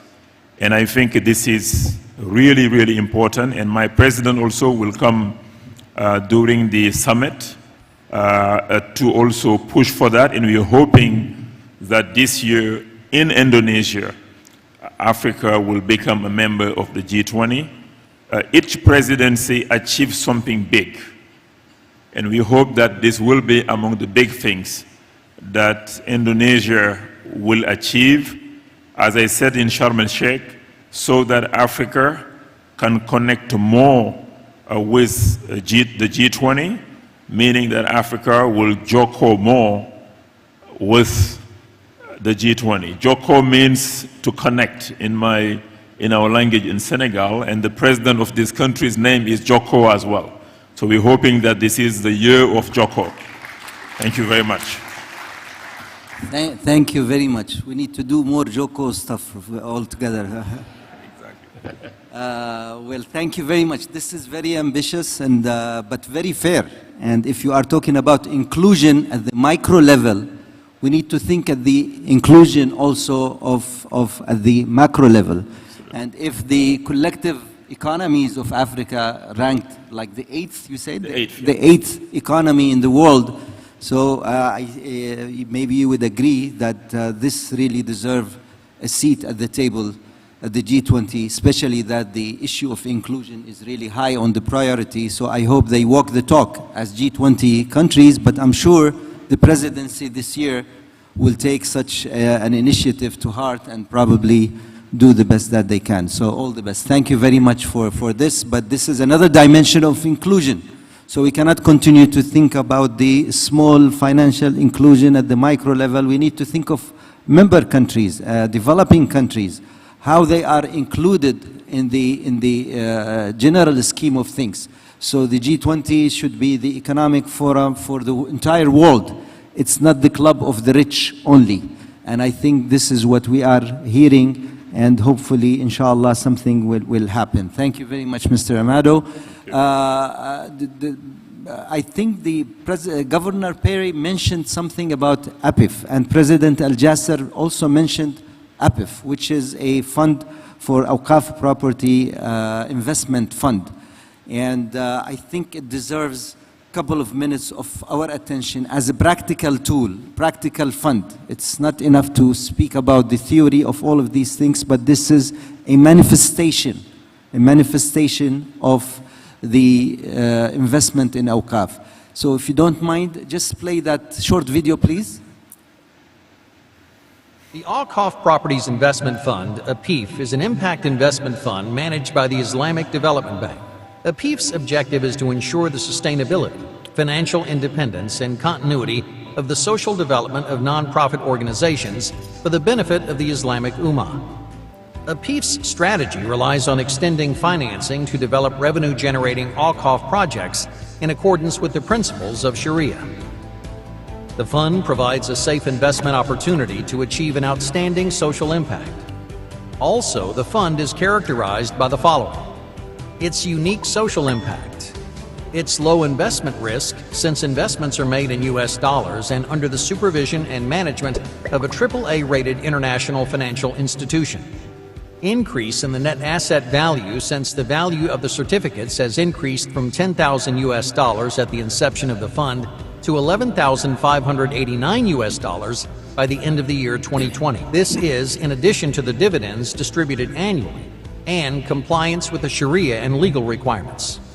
Participation in the fund's capital is welcome from ministries, Awqaf institutions, Islamic banks and financial institutions, donor organizations and charitable institutions, and individual investors. For more details, visit APIF's website, www.isdb.org/APIF. Well, thank you very much. This is very brief. But the idea here is to show that the robustness of the Islamic financial tools, not only in Awqaf, with everything else, as you understand, these Islamic financial instruments are no longer an ideological issue. They make business sense. They do have the case. This is why you see international banks opening Islamic finance windows, because they make sense in mobilizing resources and deploying resources and making profit, as you just saw. We saw the principles of APIF, but maybe it will come much clearer if we get an example. And I think we have Brother Yusuf Swedi. Are you with us? Please, could you stand up and come forward? I know I prepared you for another question, but this video was very nice. This is Brother Yusuf from IDB, and he's a rising star in the field of Awqaf, mashallah. We don't want to embarrass you, but if somebody says this is theory, could you give us an example, specific example, and I will give you only 120 seconds. Can you do that? Okay, thank you, Dr. Rami. Actually, yes, I'd like to give two examples, if possible, in 30 seconds, hopefully. So the first is the Islamic Development Bank. It's called the ISDB BISEW, Bangladesh Islamic Solidarity Education Waqf. Actually, this is one of the earliest Awqaf projects conducted by the ISDB, but I'd say that it's one of the best, really, development projects in the world, in my personal opinion. It was established 20 years ago. It's basically, a high-rise building, a tower in the capital of Bangladesh, Dhaka. It has an adjacent computer mall, which is the largest in Bangladesh. The tower itself actually is rented from an income perspective. It's rented to the UN, so 9 floors out of I think 16 floors are rented to the UNDP, etc. So it generates really a strong cash flow. Actually, the ISDB's own offices in Bangladesh are rented from this Waqf property. And then it has a team of consultants who work on educational programs, developed and deployed based on those Awqaf income. So I think to date they've benefited 43,000 beneficiaries. Their IT program alone is a flagship program which has graduated 7,000 people. It's placed 92% of those graduates into permanent, good jobs. So I'd really say that this is an example of success. And perhaps the last point on this Waqf is that 1/3 of the income on an annual basis has been put away in a sync fund.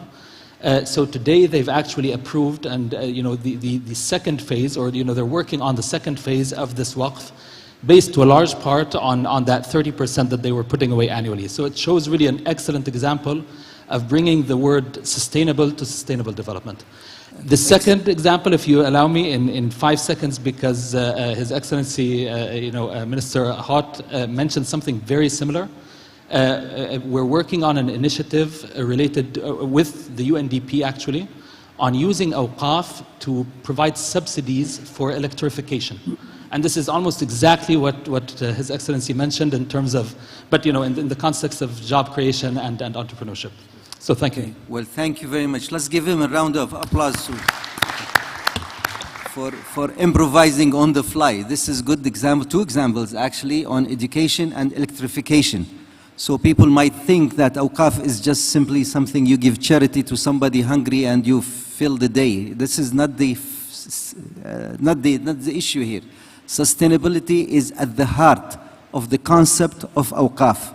So you can, did you say 43,000 scholarships? 43,000 scholarships from a building of 9 floors, and IDB is paying the rent, right? You're not taking these offices for free. You're paying the rent. Good. I think, thank you very much. This is very good examples. I'll go to Dr. Shu and then to Dr. Ahmed, and I will conclude with you, Minister Amado. Maybe you can also share with us later some examples from Senegal that goes along the same way. Dr. Shu, if I could come back to you, I was impressed when I read your CV and your activities in having 400 million people for inclusion in the ICT field. I think you were mentioning that there was an initiative that was done under your watch to ensure inclusion of 400 million farmers to have smartphones and be included in the system. Could you please shed some light on such an initiative and how it could be replicated employing awqaf and similar modes of financing, please? Okay, that's a long time story, but I will make it in the 1 minute. Please. First, traditional agriculture depends on these family farmers. Not only in the developing nation, and also in the developed nation. How to transform agro-food system and rural development into the modern farmer? That's a big question for all the leaders. Luckily, and we had a strong support not only from the Minister of Finance, Central Bank, and the Minister of Industry, Minister of Central Planning, Commission, and so on. First, we need the infrastructure for the 4G or 5G. Second, modern farming should be based on the digital world. So that's why like the governor of Paris said, we need the digital governance, with digital economy, and the digital society. Digital society included the digital rural areas. So we have to empower the youth and the women in the rural areas by training, digital training, and also digital substrate to them to build a digital village. That's why we came to build the digital village, 1,000 digital village initiative in FAO. But it was in China already reached the 400 million smallholder farmers. So different history have a different farming tools. We can start a plow, we can start a truck in the past, but now the mobile phone is one of the new digital farming tools. They can get the market information, they can get the training, they can get all this, even the equipment and the agriculture input through the e-commerce. And also you can sell your products to all of the world through the e-commerce. So digitalization of agriculture and food is essential, including how to fill in the gap between the city and the rural area, between man and woman, between rich and poor. The digitalization is one of the major solutions now, especially for smallholding farmers, countries, and members. FAO, we are taking the initiatives related to hand-in-hand initiatives, 1,000 digital village initiatives, and also the one country, one special commodities promotion. So for short, we need the science and innovation to transform agriculture to the modern farming system and consumption pattern. Thank you for your opportunity giving to me and share. If you want to get more information, you can online of the FAO web. Since I come now, FAO is a digital FAO. So you can get all the information, all the document, technical guidelines through the FAO website. We are ready to have a more close cooperation with you, with the members, with the financial institutions, with the NGOs, civil society, academies, and of course the farmers organizations together to build back better and for the better production, better nutrition, better environment, and better life by transformation of agricultural system more efficient, more inclusive, more resilient, and more sustainable. Thank you. This is really very rich, and maybe it opens an idea for investment in the infrastructure reaching the poor.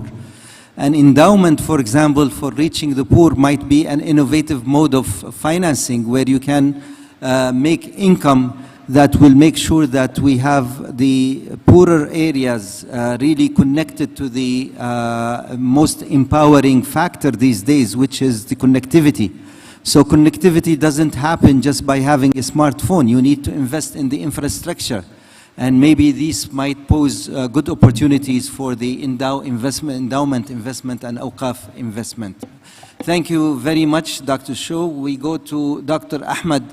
Here I have a philosophical question for you, but since you are an advisor to the UN Secretary General, and arguably many scholars think that people in the West have benefited from the awqaf school of thought, basically coming from the Islamic civilization, especially in Andalusia, current Spain. And they took these models and they became very efficient and very productive in this endowment. How do you see us doing some reverse learning now? How can we learn from the successful endowments in the West, basically to revitalize awqaf in the Islamic countries and in the developing countries? I mean, from your position, do you have any thoughts on this? And maybe some final words from your side would be also welcomed. Dr. Ahmed.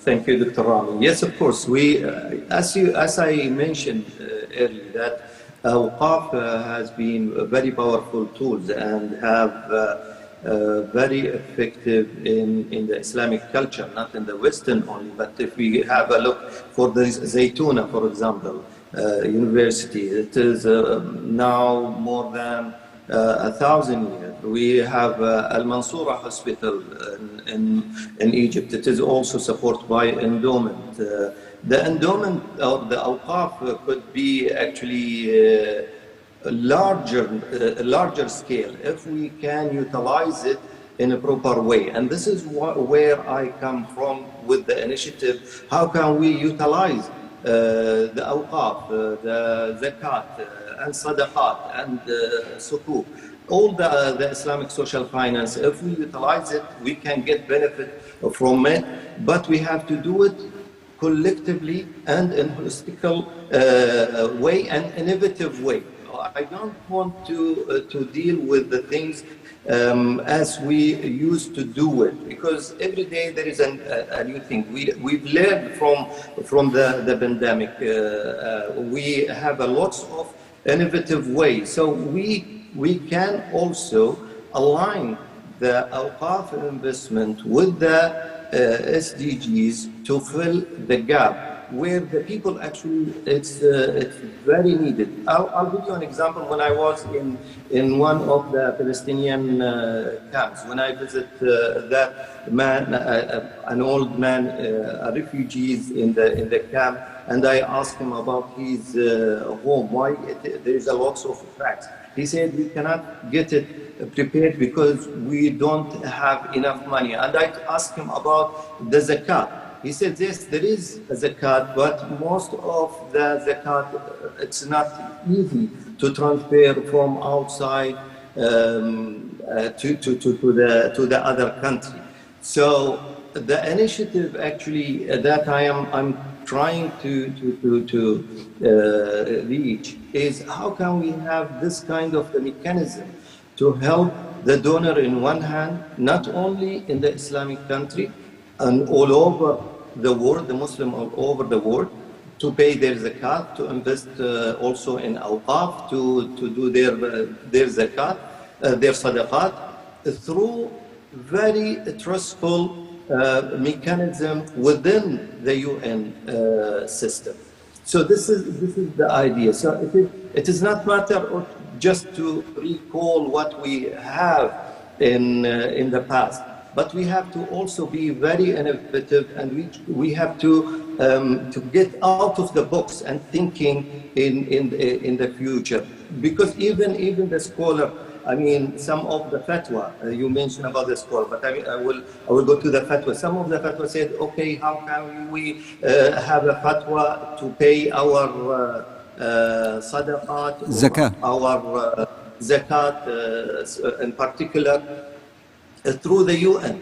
No, there is a fatwa. But how can we build the trust? How can we also make our mechanism complying with the Sharia? Because this is our need. This is a humanitarian need. It is not matter of the faith-based organization or not. No, it is a need. This is what we need. And nowadays, we reach to have the fatigue, donor fatigue, where we visit some of the country. They said, okay, until when we have to pay? So we have to verify diversity of the fund resource. We have to find other resources that help us to fill the gap in humanitarian in one hand, and also in the development in the other hand. Thank you. I think what you are referring to is al-hikmatu dallatul mu'min. Wisdom is guidance for a believer. So if there is something that could work to achieve maqasid al-sharia, to achieve the objectives of sharia, we don't have to be boxed into the historic way of doing things. We have to open up and see what we can do as long as we are achieving the maqasid al-sharia, the objectives of al-sharia in particular. So it's not an issue of a fatwa here or a fatwa there. We need to have a systematic, good governance, and something that works, and something that makes sense for the development of the needy worldwide, basically. And this is something that we can offer to the table of the UN on other operatives. I see you eager to come back. 30 seconds, please. Go ahead. I just want to you mentioned very important point. We have to put our eyes in the end user or to the beneficiary, rather than just we thinking how can we build the system. So if we have our target, how can we help the people? How can we get a proper system to help the people? We will find a way how to help the people, rather than thinking about how can we do it. Thank you very much, but let me just put a challenge out there, not for you personally, for all of us, especially those of us who believe in awqaf and Islamic social finance. If we don't succeed in making it work in our countries, don't expect the world to get the concept and really run with it, even if it makes sense. So we have to really make sure that we come up with successful experiences, solid projects, and then it could be replicated and scaled up. And this is really achieving the objective, وَمَا أَرْسَلْنَاكَ إِلَّا رَحْمَةً لِلْعَالَمِينَ. This is what the Muslim way of thinking could offer to the global challenges. Time is taken. Thank you very much, Dr. Ahmed. Again, I come back to our guest who is with us physically. I don't want to ask you any questions. I want to give you a couple of minutes just to emphasize the issue of Islamic social finance, and how do you see it in the big picture of development, whether in Senegal, whether it's Africa or globally. Please, Minister Amado. Actually, thank you, Rami. If you allow, I'll just to talk quickly about the concrete example in Senegal. Go ahead, please. Where the government actually offered a very valuable piece of land to the Wafq in the center of Dakar, and the entity is building apartment buildings and offices as well. And the rent, the income that will be generated will be used to modernize Quranic schools, build new ones, but also to have professional training, vocational training for those children in the future. So it's not just to learn the Quran and to understand it. It's also to learn about, let's say, concrete skills so that those children in the future can get jobs, can actually become entrepreneurs, and so on and so forth. And the innovation here is also that the government is borrowing the funds to help the first project to be built, and then from that, the WAFC entity will just work itself to reinvest some of the income and to generate more income for the future. And for us, that's a very concrete example, and I know other countries like Guinea, Guinea-Bissau, Mali are trying to use that same concept to help also modernize their Quranic schools, which are part of it's a big part of our education system. Many people go to the, I would call Western school, but also many goes to the Quranic school. But in the past, we did not have, for example, vocational training with it. And going forward, we are trying to have that feature on the training for the kids, and also help them become in the future entrepreneurs, have their own companies, use their own skills to earn their living. Excellent. Well, this is also another good example. We've heard the 3 examples here, but I think the key word here is the commitment from the government to make at least a project work, and then it could be replicated. Absolutely. Here the government is borrowing. Many WAF, somebody who has an asset, has money, make a donation. Here the government does it, but by leveraging, by using borrowings from the Islamic Development Bank, with the proceeds exclusively utilized to build the assets that will be there for the WAF. Excellent. So we are concluding with a concrete example. We need to walk the talk. يا أيها الذين آمنوا لما تقولون ما لا تفعلون. Oh, who you believe, why you are preaching what you don't practice? So we need to practice what we are preaching in terms of awqaf and everything else that comes within the realm of Islamic social finance. This is the heart of maqasid al-sharia. This is where it works. It's easy to give theories, but we really need to have more examples where the world will really learn also and replicate, inshallah. I would have loved to take questions from the floor, but I have the organizers here telling me times is up, so maybe we can take 1 question or 2 questions very quickly. If you don't mind, I'm seeing our panelists with us. Can we take questions? Okay. First person here, okay. Please, could you stand up, identify yourself, and very quick question. A question, by the way, is defined with something that ends with a question mark. This is a question. So it's very small comments and a question to whom you are directing. Yeah. Firstly, thanks for taking this question. So thanks for all of the esteemed speakers as well, Mr. Minister, and also ISDB rep, and also FAO, and also UN. Firstly, allow me to introduce myself. My name is Dimas from Bank Aladdin Syariah. So basically, we are a fully digital bank focusing on serving the underserved. Yeah. And my question will be, actually it's directly to the ISDB. I've read that there are a couple of initiatives called Engage, where one call would like to say that it focuses on SDG, right? By providing a digital hub.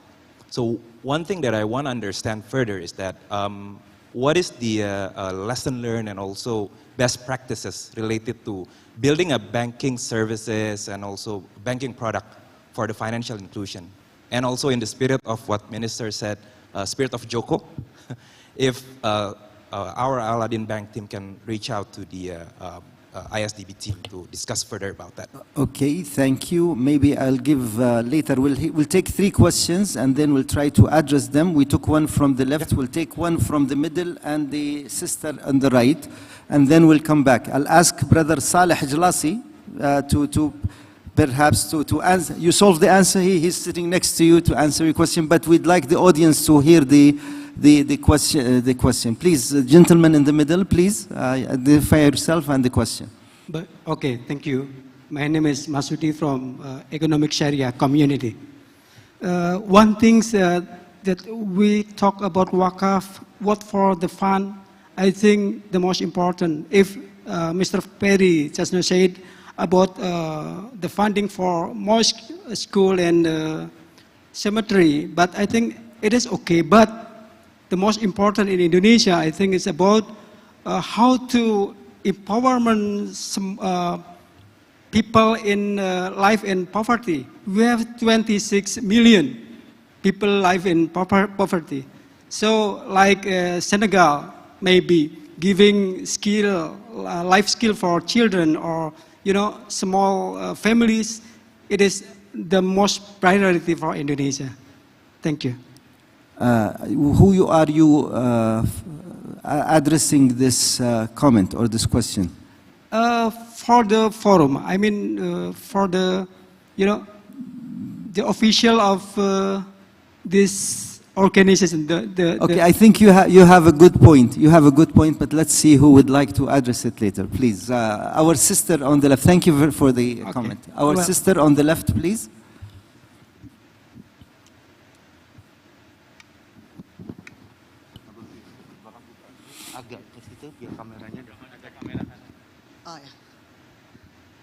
Bismillahirrahmanirrahim. Assalamualaikum warahmatullahi wabarakatuh. Waalaikumsalam. Alhamdulillah nizam yaghlibuhu al-batil bil nizam.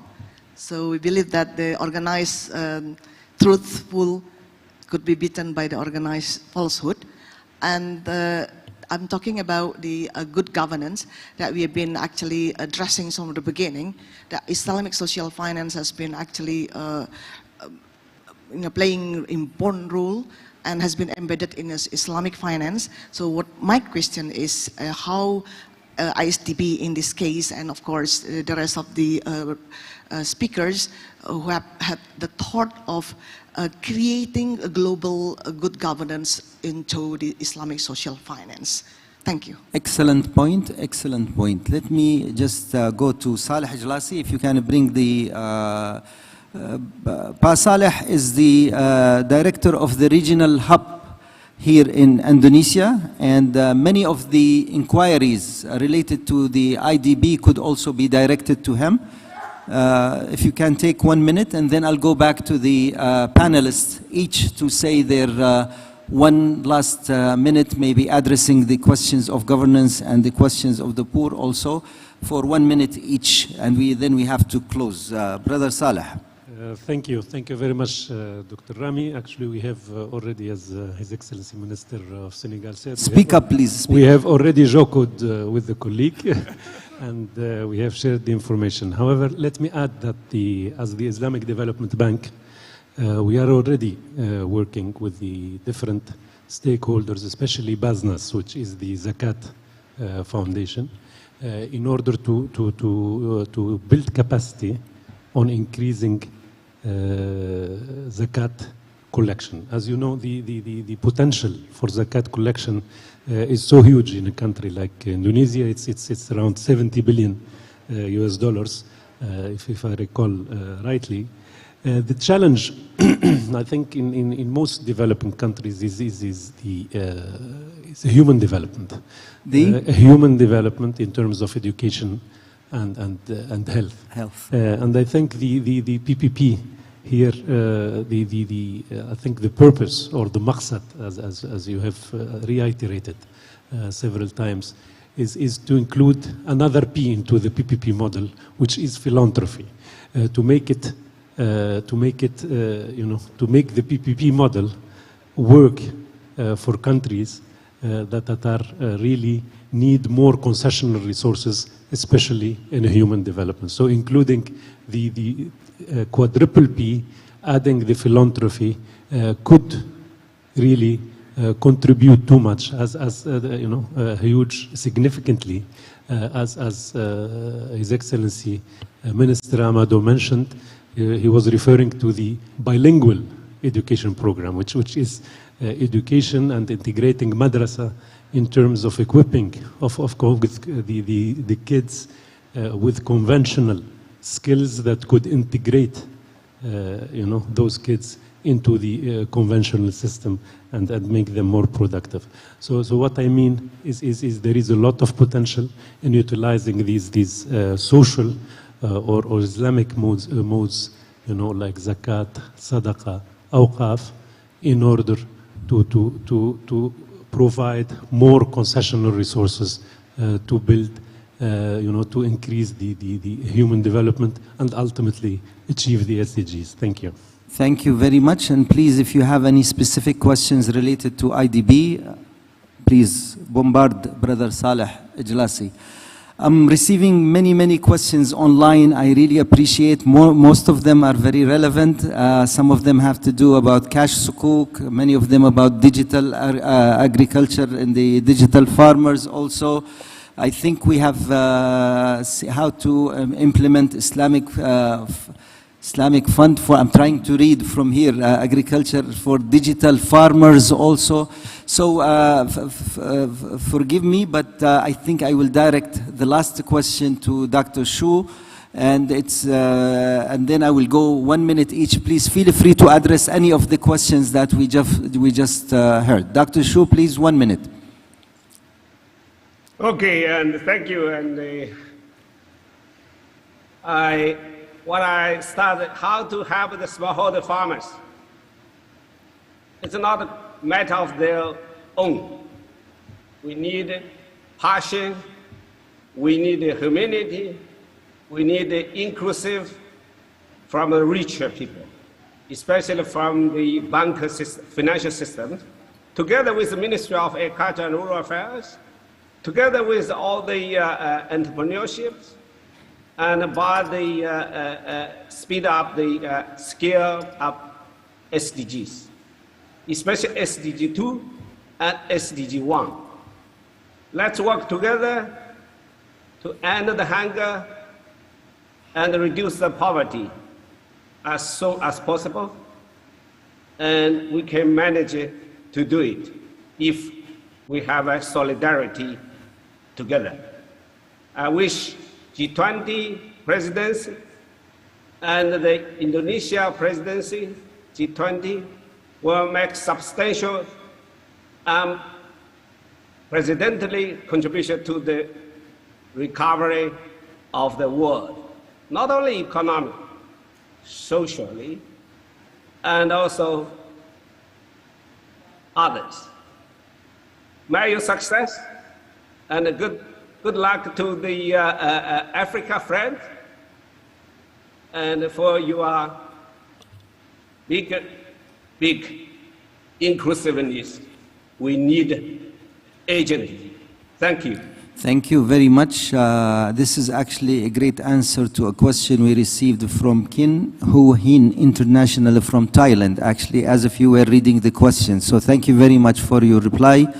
And the question was how to implement and apply the Global Islamic Fund to digital agriculture or digital farmers. We need to move quickly. So thank you, Dr. Shu. Thank you very much for participating with us. Dr. Ahmed, last word, maybe the address the poor and the governance. Many people say it's good intention, people are giving money, but how do we know that it is really going to the right place? How do you weed out corruption from the Islamic social finance, if any? Please, your concluding remarks. Thank you, Dr. Rami. I think, as our sister said, it is the nizam, or the organization, or the system. This is what we need, and this is what we are trying to do actually with the initiative.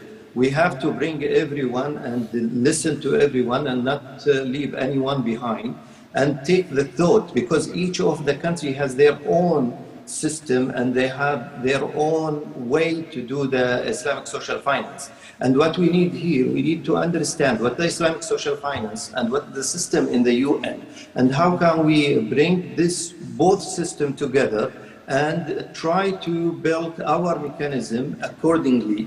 And that's the best way to do the governance, and to understand very much how can we implemented afterwards. It is not only the system, but also how can we implement. This is why we are thinking how can we, our system to be compliant with Sharia, because especially the zakat, we have a specific way to spend the money. So the key word is, it is the partnership, it's to work together, it is also come up with innovative solution rather than just stick with what we have. Thank you very much, Dr. Ahmed Al-Muriqi from Qatar. Thank you very much. Finally, last but not least, your closing 1 minute, Minister Amado. For me, it's very important to have a very strong governance. That's why in our country we have a very strong board with a CEO that was recruited from the central bank with a lot of experience. And the board is composed also of many people that have experience in the financial sector. All the auditing agencies of the government also can audit this WAF agency at any time during the year. And I think we need to strengthen the governance so that we can encourage more people to provide resources to these very important initiatives. Thank you. Thank you very much, and thank you again for the audience and for the organizers and for our panelists. Please help me thank the panelists for one last time. Thank you, Dr. Shu, Dr. Ahmed, and Minister Amado. Thank you very much. I turn it back to Ibo Dian, please. Thank you. Thank you. Bye-bye. Thank you so much once again.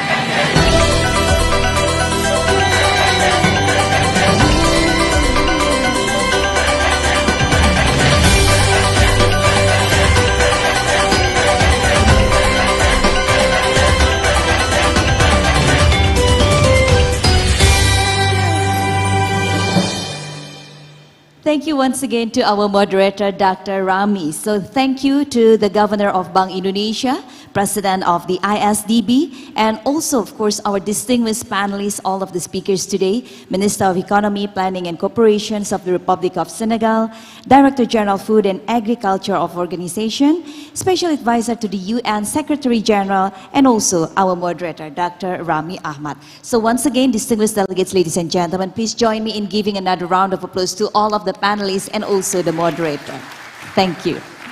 You may now return back to your chair. Thank you, Excellencies.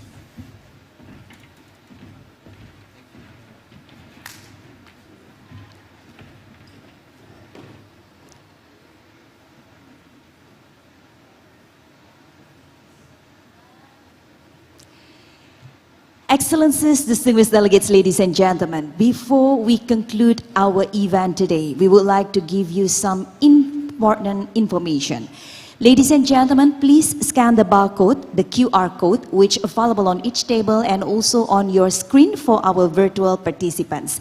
Give us your feedback regarding this event, as your response significantly contribute to the upcoming event. Thank you. And after this session, we will serve the coffee and also tea in the dining room located beside this room, or located beside Pecatutu, where you enjoy your lunch. Ladies and gentlemen, finally, we come to the end of our high-level discussion on financial inclusion, optimizing endowment fund for sustainable financial inclusion. Success stories and good practices of endowment management should be used by others as benchmark to further spur the vibrancy of endowment across countries. By optimizing endowment fund, make sure it is properly developed, managed, and utilized. We can harness its potential for a sustainable financial inclusion. It is time to put strategies and plans into actions. Thank you. I'm Dian Ariswari signing off. And once again, have a great day here in Bali. Wassalamualaikum warahmatullahi wabarakatuh. Good afternoon.